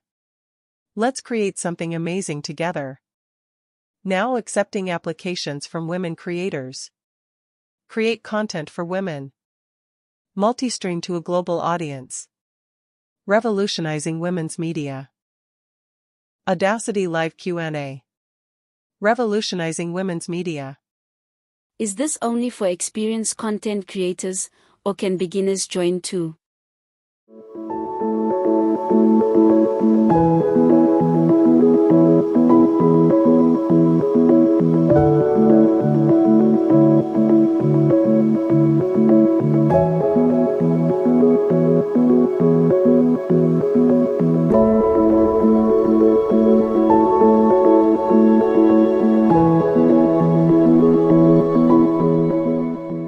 What are the content guidelines for Audacity Live?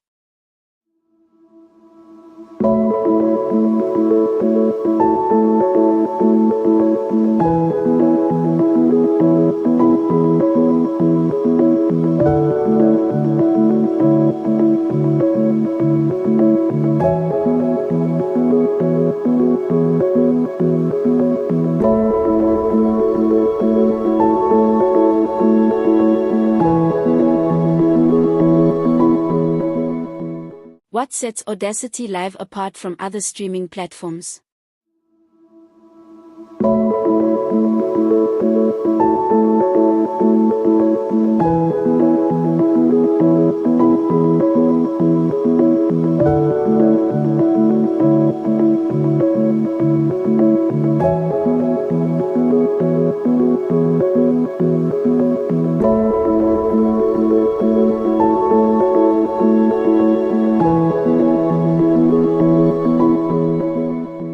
What kind of support do you offer?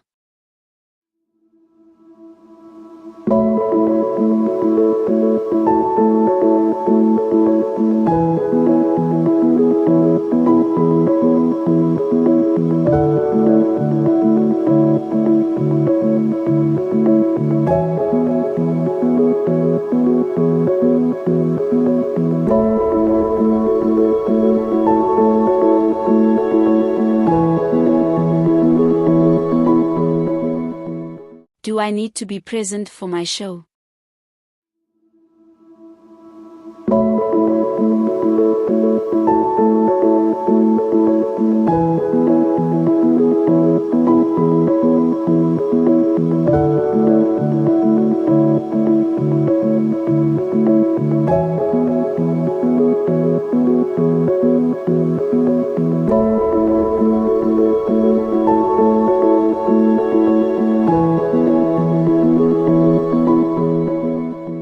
How often do I have to submit content?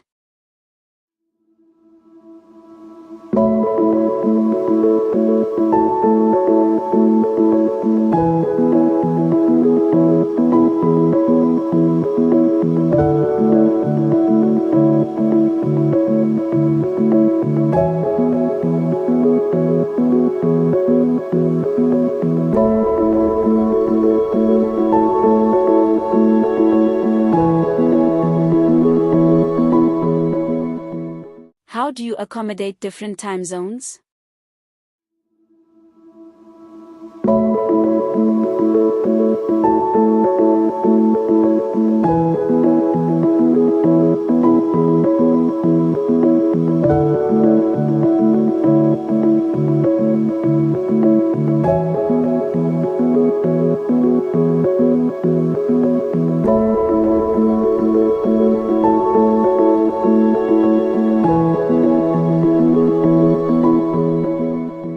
English isn't my native language.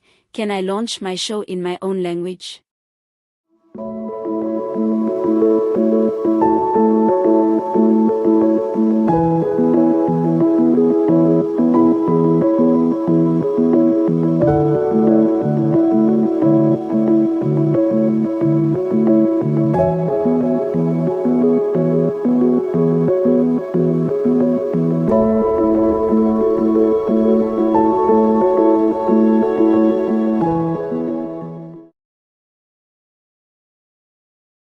Can I host a live show?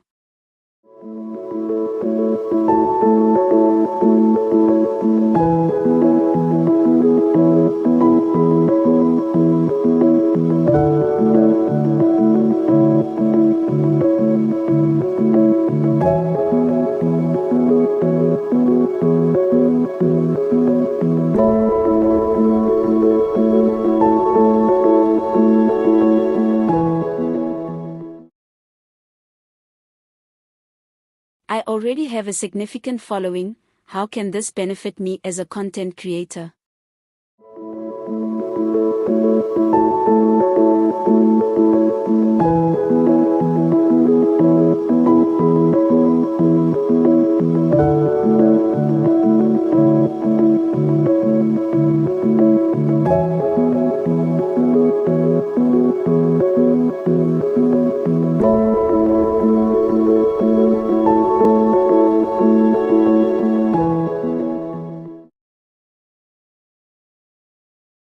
How can I submit my content?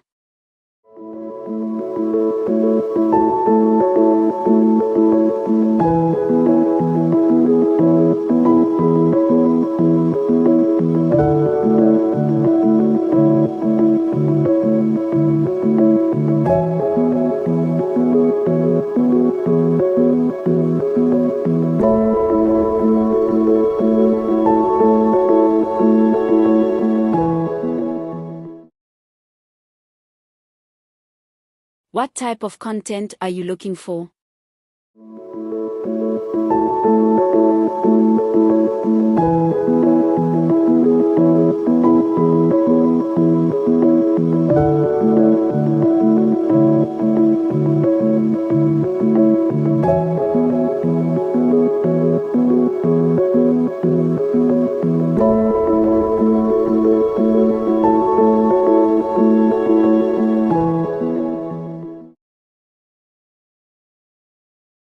Let's create something amazing together. Now accepting applications from women creators. Create content for women.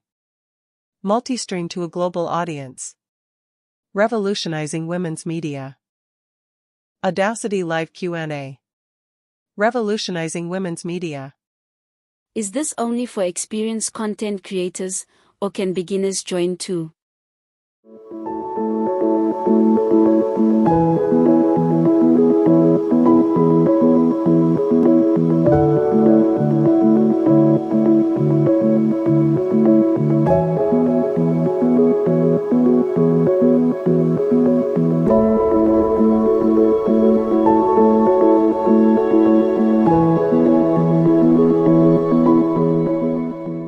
What are the content guidelines for Audacity Live?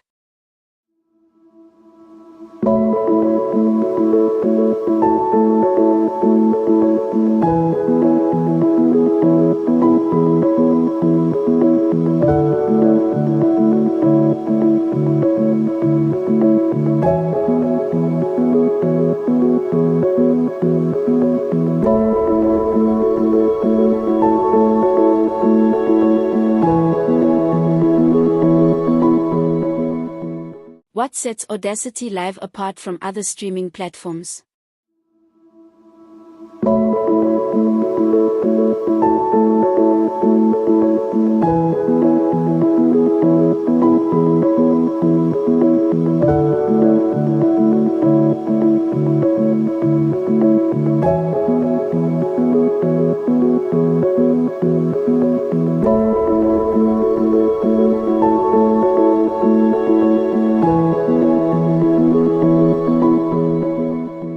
What kind of support do you offer?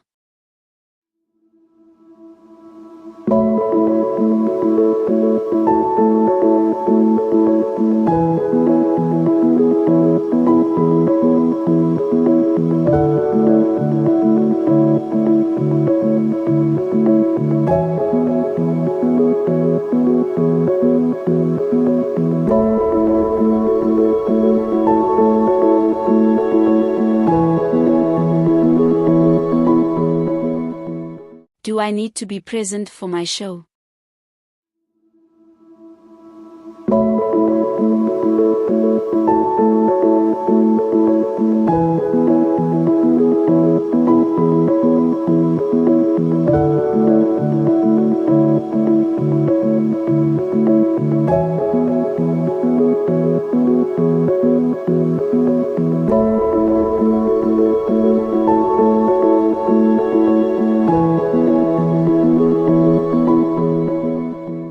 How often do I have to submit content?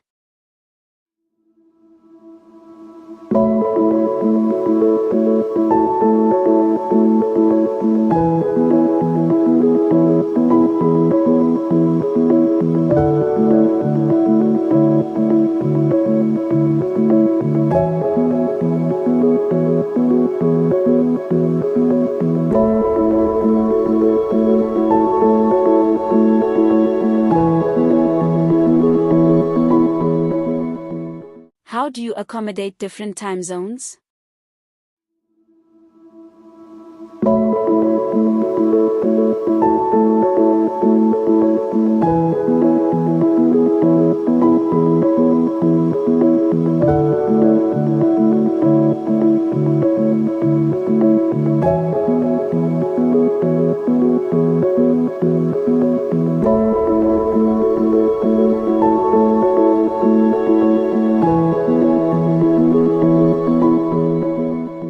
English isn't my native language.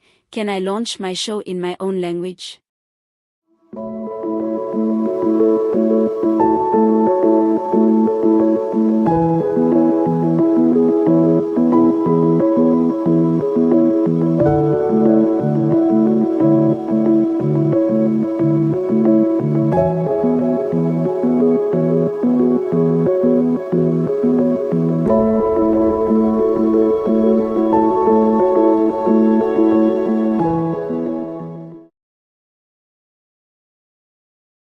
Can I host a live show?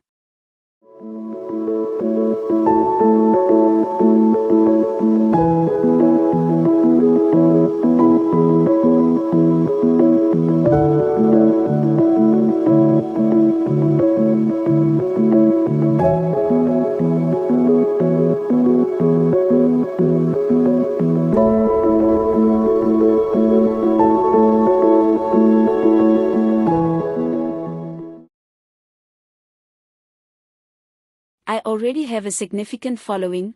How can this benefit me as a content creator?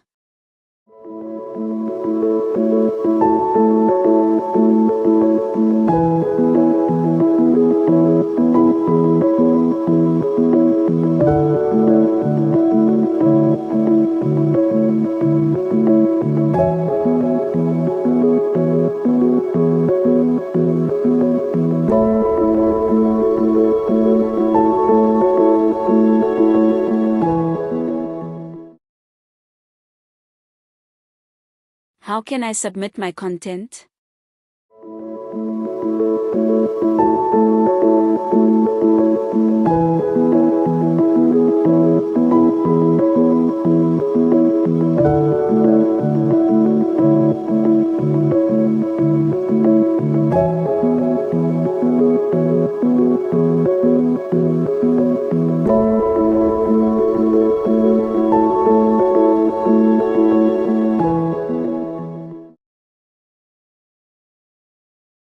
What type of content are you looking for?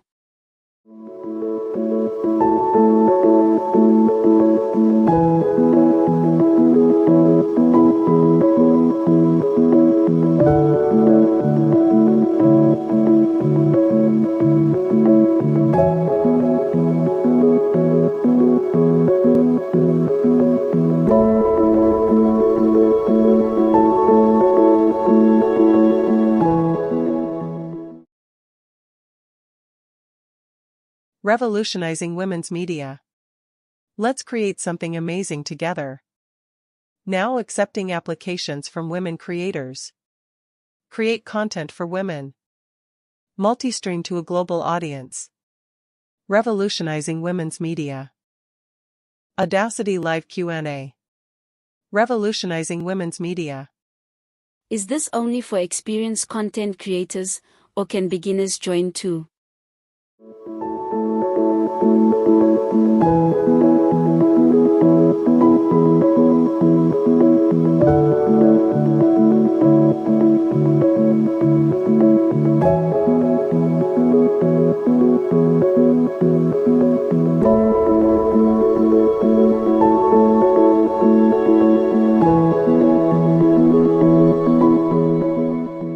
What are the content guidelines for Audacity Live?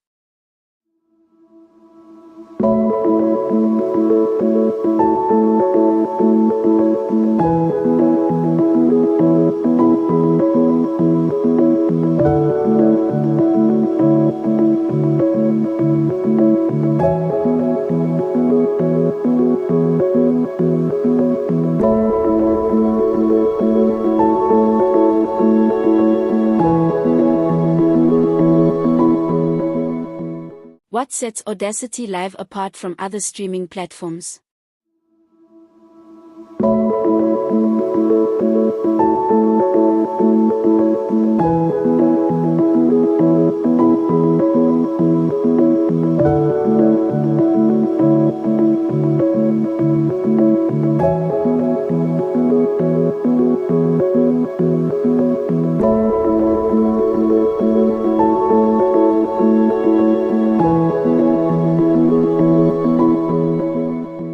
What kind of support do you offer?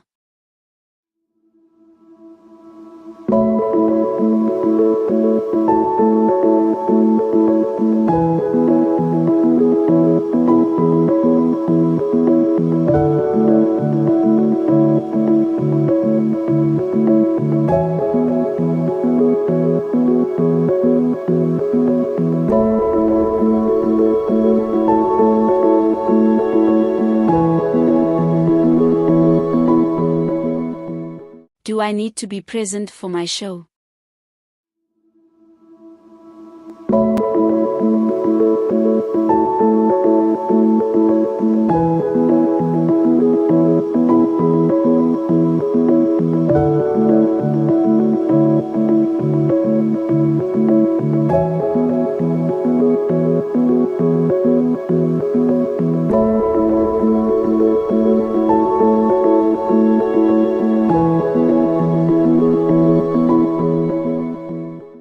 often do I have to submit content?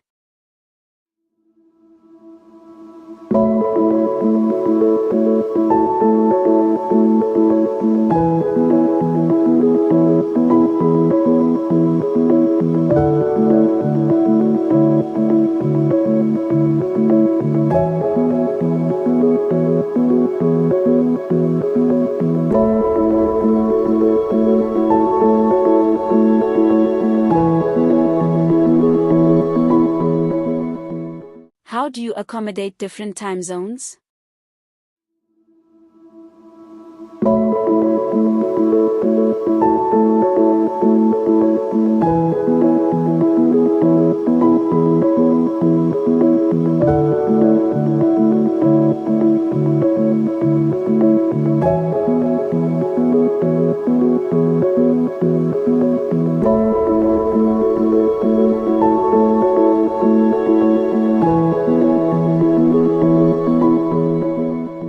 English isn't my native language. Can I launch my show in my own language?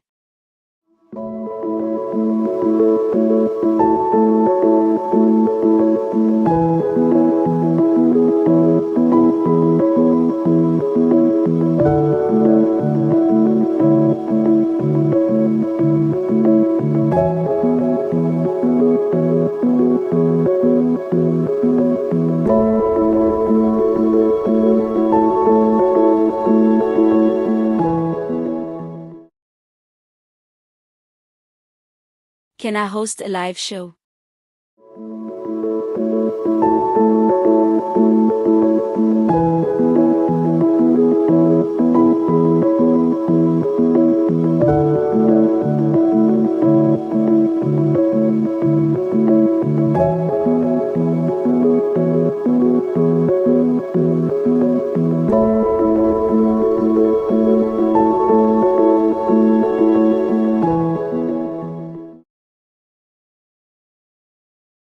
I already have a significant following. How can this benefit me as a content creator?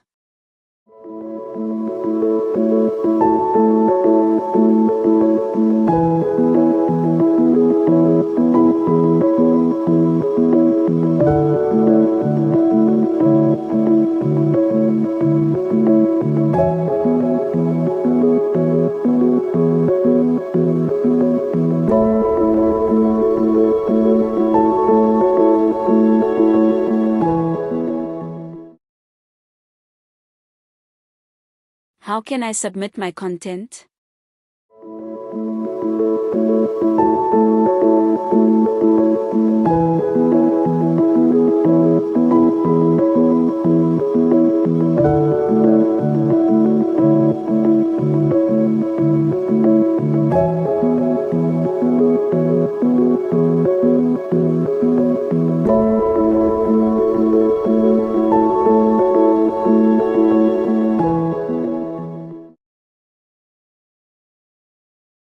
What type of content are you looking for?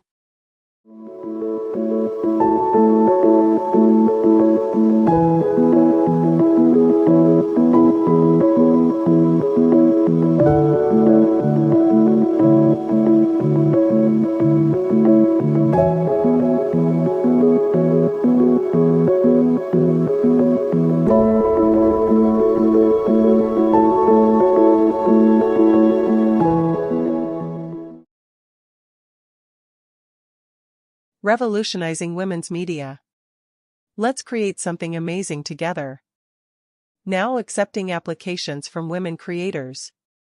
Create content for women. Multi-stream to a global audience. Revolutionizing women's media.